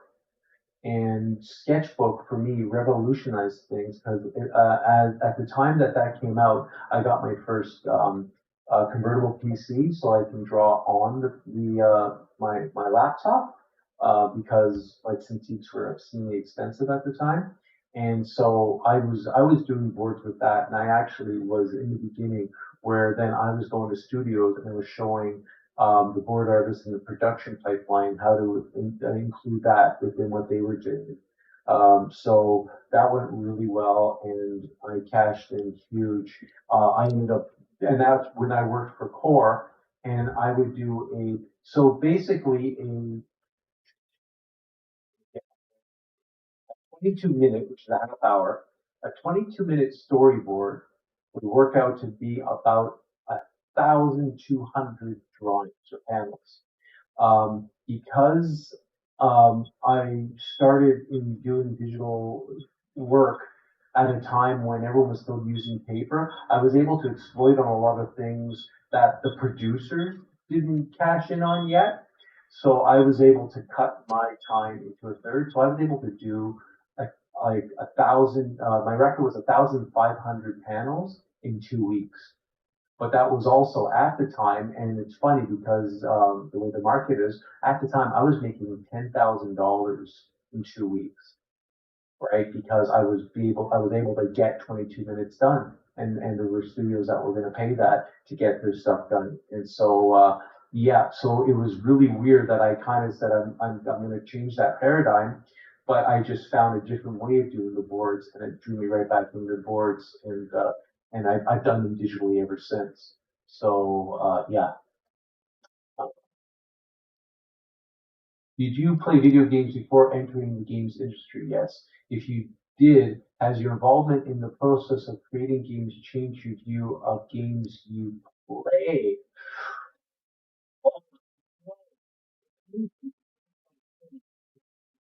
Opinion. Because I'm in there and I can see what goes like. Video games now are because we may not need as many extras, and we may not need as many locations because we're just building all when doing it on a mocap stage. Um, we got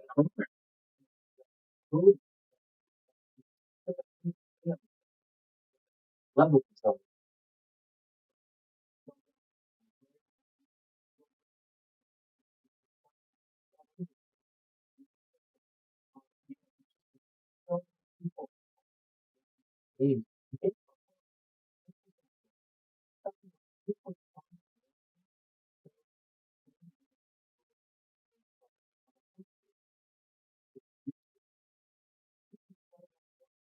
So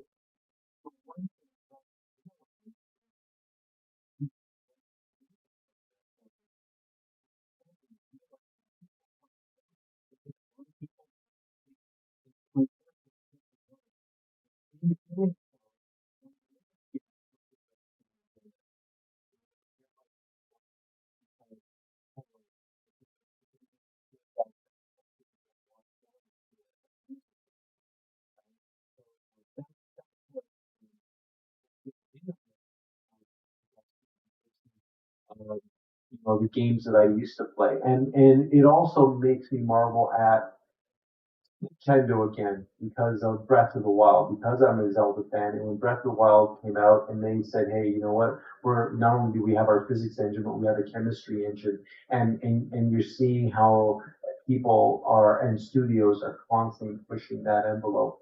It's just phenomenal, right? So yeah. Well, I got a question, Rui, since we're here. Thank you so much, by the way, for coming on. It was it's amazing for you that you came on and you were able to talk about your experience and everything else. One thing we've been talking about this semester with the students is tabletop role playing. We talked about that last week, and D&D, and I know that it's influenced some of your stories as well, and the kind of games that you might like. Right. So can you talk about a little bit about D&D and maybe your experience? I know that you also game mastered in the past.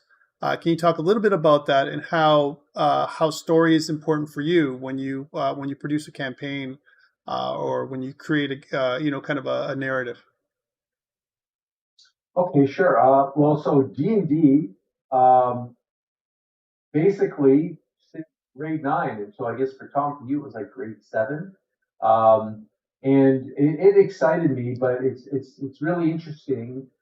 Your professor Tom, it was like the sleeper was awakened, to quote what happened in Muad'Dib, right? Because he just went and he created all these dungeons and everything after one session that we played, and it was amazing.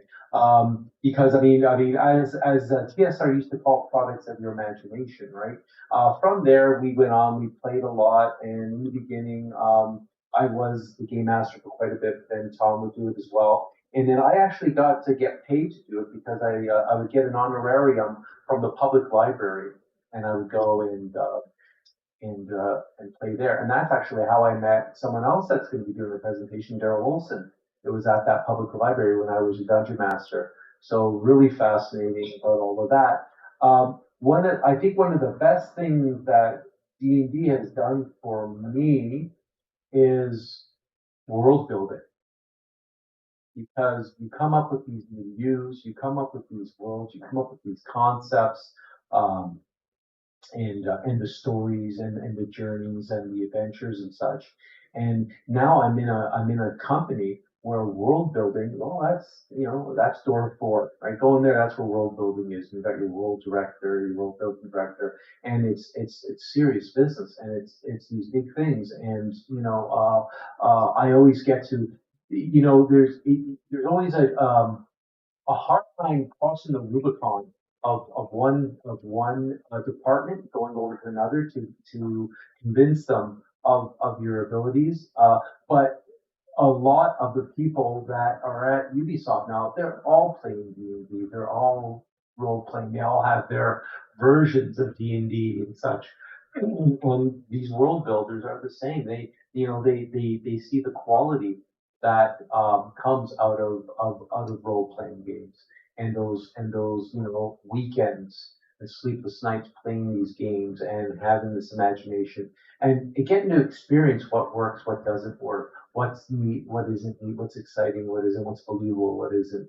So I think that's the quality that something like Dungeons and Dragons, or because that would be the first, the big game that crossed that Rubicon and created a new form of playing of game.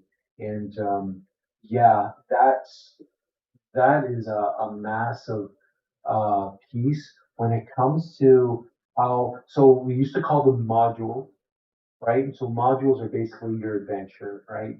And when I craft my adventures now, I craft them all from a narrative point of view. I tell nothing, I show everything. And so a really, really important part again is, the character walks into the tavern and they're limping. So I don't say I've been wounded, right? I just have them walk in limping, and then the players hear that the character's been limping, and so then they can start surmising, oh, I wonder if he's always had that limp, or is he wounded or is he sick or whatever it is. So it starts creating that imagination for them. But then I had the character do specific things that start to say who this character is. They walk by a table and there's some scraps and the person leaves and they go and they grab the scraps and they eat them. That says something about them. So these are the things that I try to do when I do my adventures now. I don't tell them what necessarily specifically going on. I show them what's happening and reveal things that are going on and let the players start interpreting. So, are you influenced by Hitchcock in any way? I know that sometimes some of the things you're talking about are almost Hitchcockian in the way that you're thinking. Right? Are you influenced by Hitchcock? He was one of the for television. He is the first storyboard. He's also a visionary in a lot of other ways.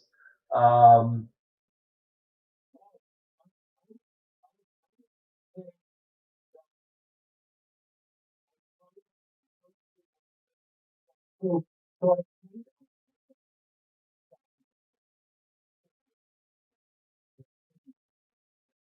the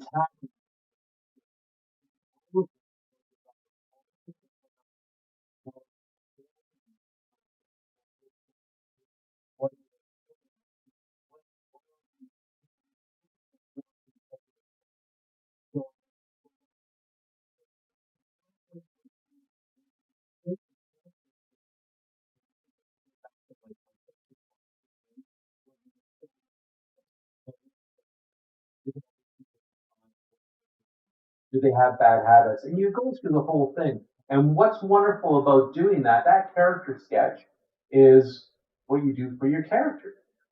You can do a character sketch for a tavern. You can do a character sketch for a world, right? And that's world building. And so what that does is once you create these memorable characters and these very specific characters, sometimes they write the stories themselves. They write the adventures themselves. If you make a villain and you start seeing some of the quirks of the villain and what the villain's ultimate desire is, whether it's world domination, but usually it may be world domination, but it's a reason why. It's almost like looking at Thanos from Endgame and seeing that he wants to save the universe, right? And those sometimes are the best villains that actually think they're doing good, right? As opposed to, yeah, those. So that's how I try to incorporate into, and use D&D into game making and storytelling, and then reverse engineer how now that I'm starting to, for years we've been making our own versions of role playing games, our own ideas. Sometimes, basically Frankensteining up other systems and putting into other ideas, and then trying to come up with an original. But the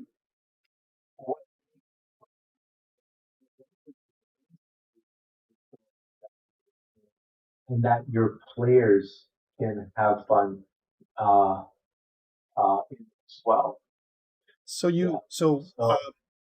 I have a question too. Another one. The students have been given an assignment that they're going to build an encounter. There's some additional questions we'll get to in a sec, guys. One of the in D&D anyway. And one of the things that they've been asked to do is to create a small encounter. Do you have any tips for them on hooks, or if you were going to design an encounter for D&D, a small encounter?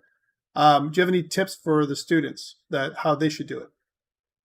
I guess what I need first is a better detail of what you mean by a small encounter. If you mean just meeting some brigands on the side of the road, if we take that as the idea that they're going to get to a fight, do we want that small encounter to lead to a story, to an adventure? And if we do, then we think, okay, who are the brigands?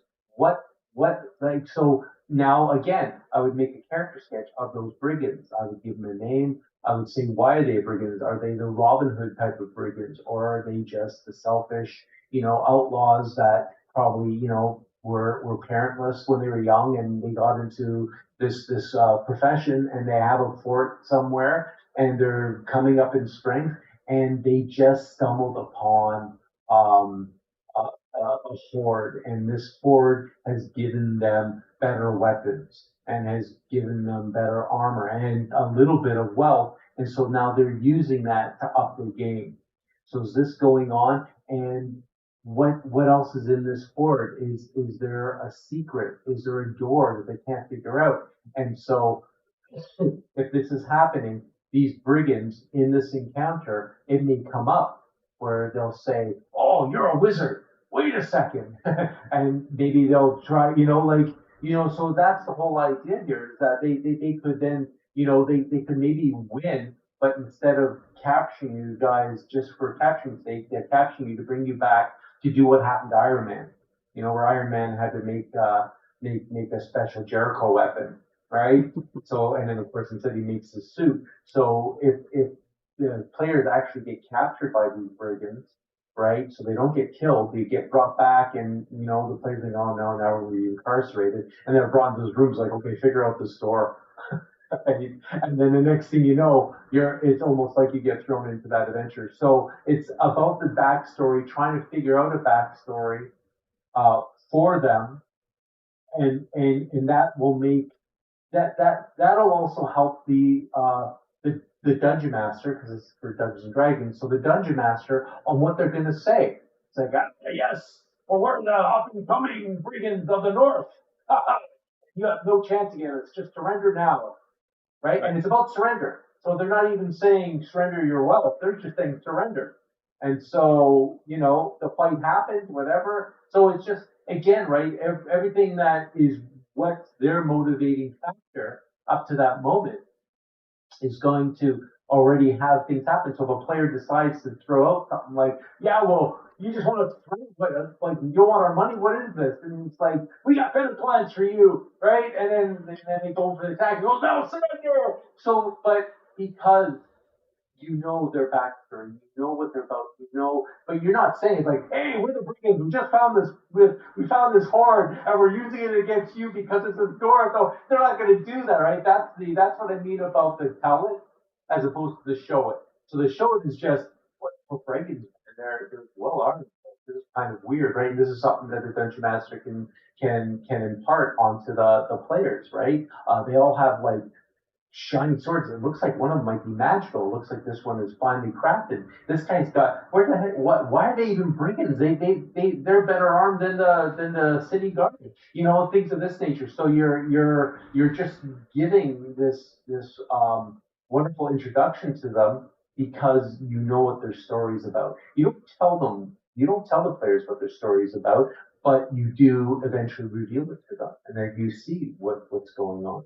With some snippets on the game world, right? So you're kind of bringing in some elements of the game world, some backstory. So that's what I'm asking from you guys. I'm asking you to clarify one of your first assignment is when you make your encounter, how does that reveal what the narrative is for the game world, for your game space? How do you reveal that? And when you do that, think about the opponents, whoever the opponents are that you pit against the player characters. Why are they there? What's their motivation? The same stuff that Rui talked about just now, which is super important. So I think that's we're probably going to wrap up Rui around that, but I think unless I know there's a couple more questions that are out there. For example, AIM kind of made a comment that in the old Greek stories, there were city-states themselves were the characters. I think yes. Rui talked about that a little bit, and I think Ethan said villains you can sympathize with are the best villains, and I think I agree with that as well. I think those are the best, the most interesting to watch, and so on. So if you were going to leave us with any thoughts, Rui, in terms of story making or narrative, if you were going to kind of give a direction, or if you want to talk about advice for building great stories, what would be the last thoughts that you want to leave us with? It's establishing the characters and that includes the city state, right? That someone pointed there. It's the place, it's the location, it's the situation. They're all characters, and if you character sketch everything, it helps so much write the story. So yeah, it's all about that. It's all about the development. And I just wanted to say, Alias Wavefront was what Maya was before it was Alias Wavefront. So, and Alias is the one that came up with Sketchbook as well. And then yes, Autodesk bought the whole kit and caboodle there. So, awesome. Yeah, but yeah. So yes, I think, Tom, that's the big deal there. Is that you want to make sure you have those characteristics, right? The characters of the world, of the milieu, of the adventure, of the individuals and groups that are part of that story and adventure. That's awesome. All right, great. So that was so that's Rui and storyboard artist at Ubisoft Toronto. And thanks so much, guys. Can we give Rui a bit of a clap out? Maybe if you want to come on. And thanks so much, Rui. That was fantastic. Thank you. I really love the fact that you came on. I really appreciate it. And I'll see you very soon. All right. So thanks so much. See you soon. Thanks. Thank you all. Great comments. I just read the rest. And Boz is awesome, but there's a great example of a clever villain. Okay, take care. Thanks, Rui. Okay. Okay, ciao. All right. So that was Rui. And so that's the kind of stuff that we want to do with, when we have a guest speaker. I want to be able to talk about. I'm just going to stop my video so I can go back on the YouTube stuff. I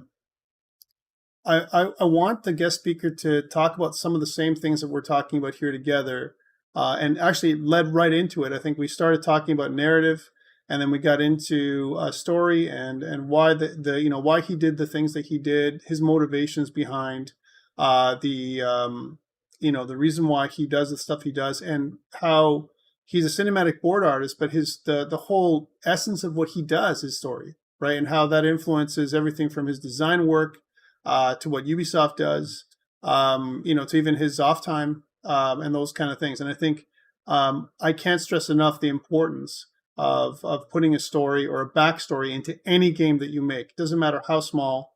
Why is the player doing the thing that he's doing? Okay.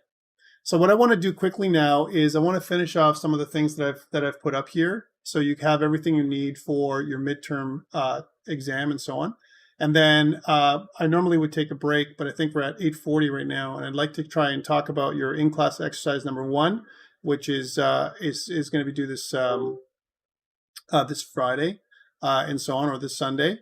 And Andrew says, how do you want us to lay out our encounters, a Word doc? If so, how long and how detailed? I'm going to put all that up on Canvas. But one of the things I want you to think about is I've actually shared some, if you go back to some of the slides that I shared with you already, there is a slide right here, actually, which is slide 12, that actually says homebrewerynaturalcrit.com. And how do you do encounters and plot hooks? There's a couple of examples here on how to build an encounter for D&D. Again, this is a little bit off track in terms of what I want to talk to, but I want to answer your question because I think it's important for us to know, what exactly is that I'm looking for. And if you actually look at this encounter, it actually basically talks about, there's a structure here. So it kind of talks about what you need to know as a GM. So that's one of the things that I'm going to be looking at. So a structure to your encounter. And then backstory. So what is the encounter for the backstory? What encounter hooks are you going to include? I think it's a great example of a simple encounter, that you can kind of put into. Notice that the entire encounter is like maybe 5 or 4 or 5 pages, 4 pages here altogether. And it talks about the type of creatures that they're going to fight, and so on, based on 5e. So there's an example here, and I'm going to put it all in writing for you guys for the most part. But the idea is you have a 4-page treatment, more or less, that that the DM is going to use, and some examples of things that they're gonna say. So some really great. Is there a link to this? Yes, there is. It's right inside the PowerPoint. So I will share it with you here as well in the chat. But this is just an example of one type of encounter. The other one that I put in here for you guys is there's a DM's toolkit, which is also very good. And there's some examples here for this one. And this one talks about encounter ideas and hooks. So it talks about how to, put together hooks or things that will draw and attract players, or to actually do the encounter. Remember that we don't want to be on rails in D&D or even in your video game making. You want the player to have agency, and we want to be able to give the player the opportunity to choose whether they want to do that quest or not, right? So sometimes, and this is where when you guys get together as a group, you're going to decide which of the encounters your group wants to actually do with your characters, right? So that's the idea that you're going to basically have agency. You're going to choose which encounter to do and which not to do. So there's a couple of ideas here, but I'm going to script this all out for you up online. I've already done the one for the in-class exercise, and I'll put the other stuff up as well. So let's get back to this. We just talked about narrative structure really quickly. There's other things that we can consider with narrative design that I want to finish off. For example, character and creature design. They talk about everything from environmental narrative that includes interaction with the objects and how all of that lends into narrative design. Location design, which actually is kind of aligned with or a part of environmental narrative, right? And so, like, for example, what missions or quests are located in a particular place? Like, why are they there? So think about that from not just a story element perspective, but from a video game. Why are they there? Now, don't just put quests in there. There's got to be a reason. There's got to be a backstory for why the stuff is there. And then the other thing is story integration with gameplay mechanics. One of the things we do is we create gameplay mechanics, and there's no real reason why we just include them. We just think they're cool. But I think the better way to do it is have gameplay mechanics that align with the story. And actually, a lot of times we see that. We unlock mechanics based on our character's progression a lot of times. And the more we do that kind of stuff, it makes it seem or feel that our character is growing and is changing over the course of the game. There's progression. And so this is a great little article as well, which is, the mechanics that changed gameplay, that changed gaming in general. And this is a really great article. If you guys have a chance to take a look at this, it talks about different mechanics and how it changed gameplay and how it works with story. So really, really good. And the other thing that we want to talk about is when we think about story delivery through gameplay and mechanics, think about, the mechanics and what they tell you, right? So whenever you're giving the player the ability to do certain things or interact with certain objects in the world, what do the mechanics tell you, or how do they show the story, like Rui was talking about, as opposed to tell the story for you, right? So think about that. The mechanics play a big part in it as well. Overall, your tone has to be consistent, and I think consistency is the key. Otherwise, what you can do is it can break player immersion. And here, the example was a gritty horror writing would clash with surrealist art, right? It doesn't make sense. Whereas psychedelic horror might work a lot better. And here is an example, Outlast, which is an example of a great horror game. Dialogue delivery. How does dialogue delivery work with your narrative design, right, as an example? And then not just the dialogue, but how is the dialogue presented? What's the UI look like? Does it make sense for the game? We're going to talk about that in a second as well. Cutscenes versus animatics versus neither. Sometimes you may not have something. Rui was talking about it for an hour, that the importance of story, and that cutscenes sometimes cost $2.5 million for every 10 minutes. Imagine that kind of investment in the game, and then people just skip your cutscenes. That's a horrible loss, right? So there's got to be a reason, why that is the way it is, right? So here's a cutscene that starts exactly War Never Changes, Fallout 4. You can't skip this cutscene. When you first played Fallout 4, you have to watch it. It's like the first thing you have to watch, right? Whenever you start the game again. And I think it's good that they made you watch it because it gives you context. but it's bad because it takes away our choices. And I think it's always good to give the player choices. Always. I think it's really super important. UI design has to be consistent. It just can't just be buttons just for the sake of buttons. The buttons themselves have to match the style of the game. And I think you guys know about that through all the design that you've been doing, until now. So it must match the tone, the aesthetic, and the genre of the game. I think this is really important. And the quest or mission design and structure, how does it fit into the main story? Don't just do random quests for the sake of quests. I think this is an important thing too.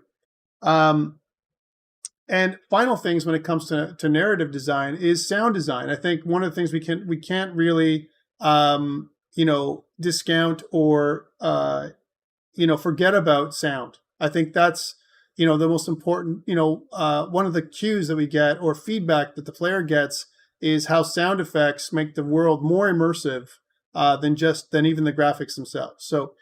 So that was my talk on narrative design, and I'm glad that Rui came in just when we were talking about story. Actually came out at the right time and perfect time. And what I want to briefly do right now before we end for the day, I think we're going to end a little bit early today, is talk about your in-class exercise that is going to be due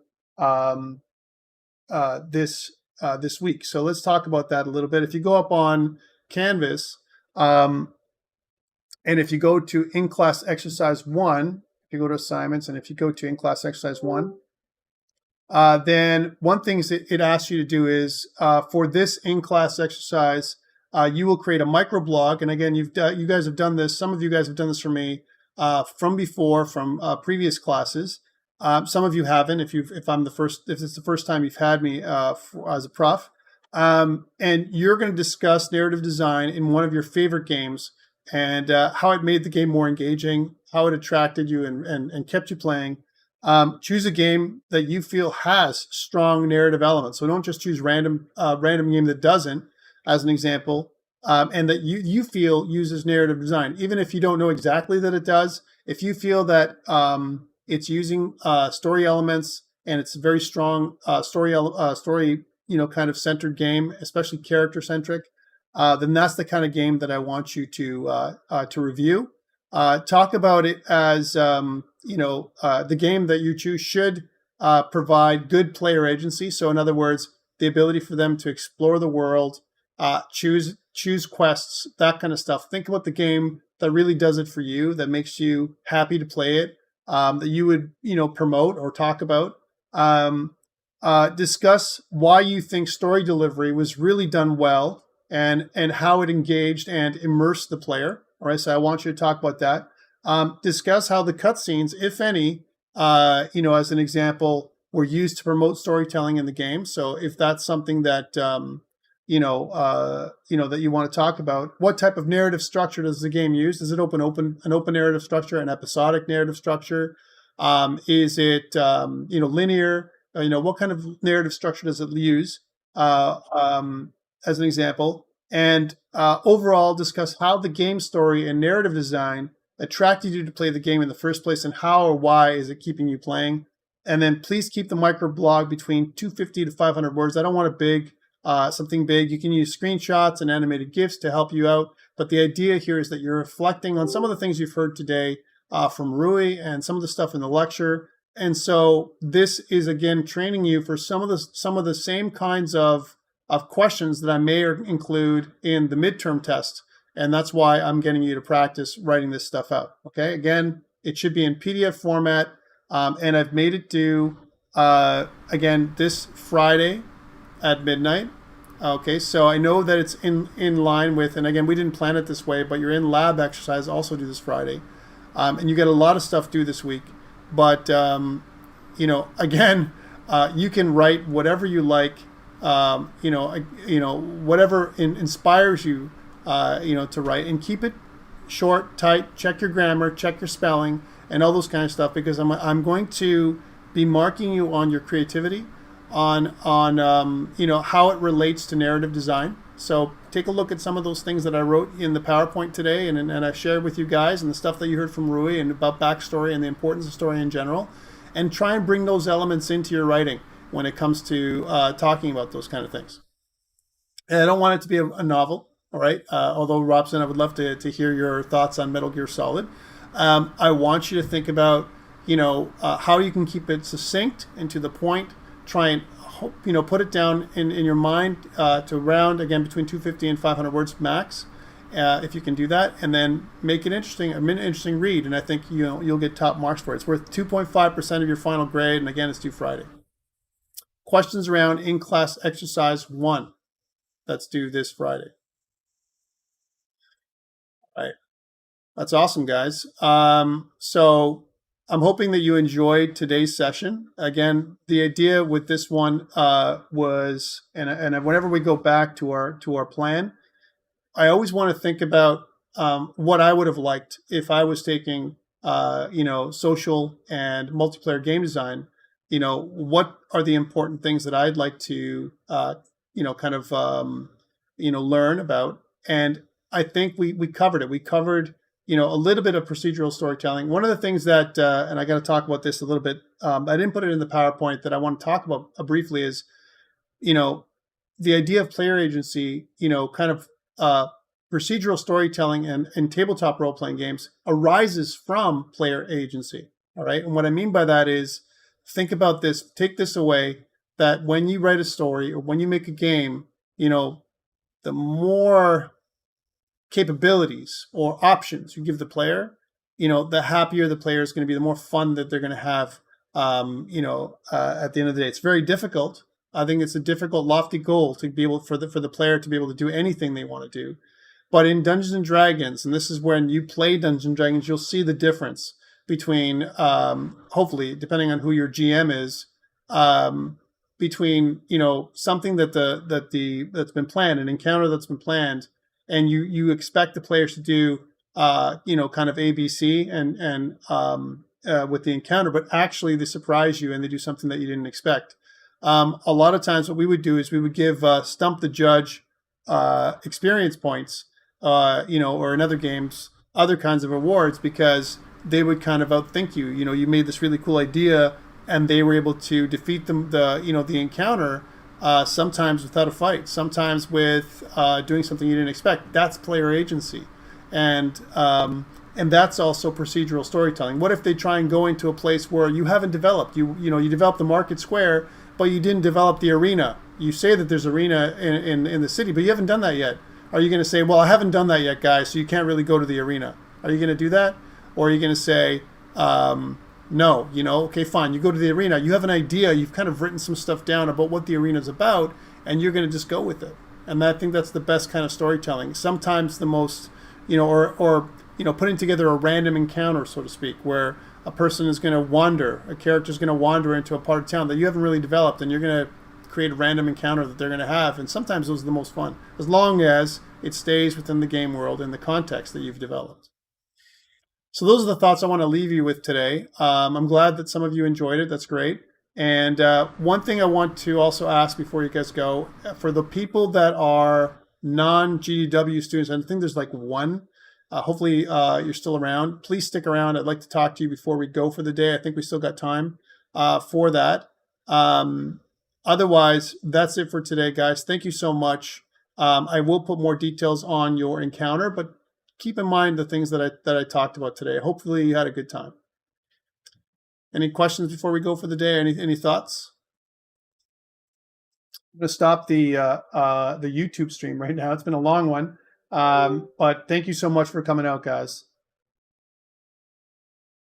All right.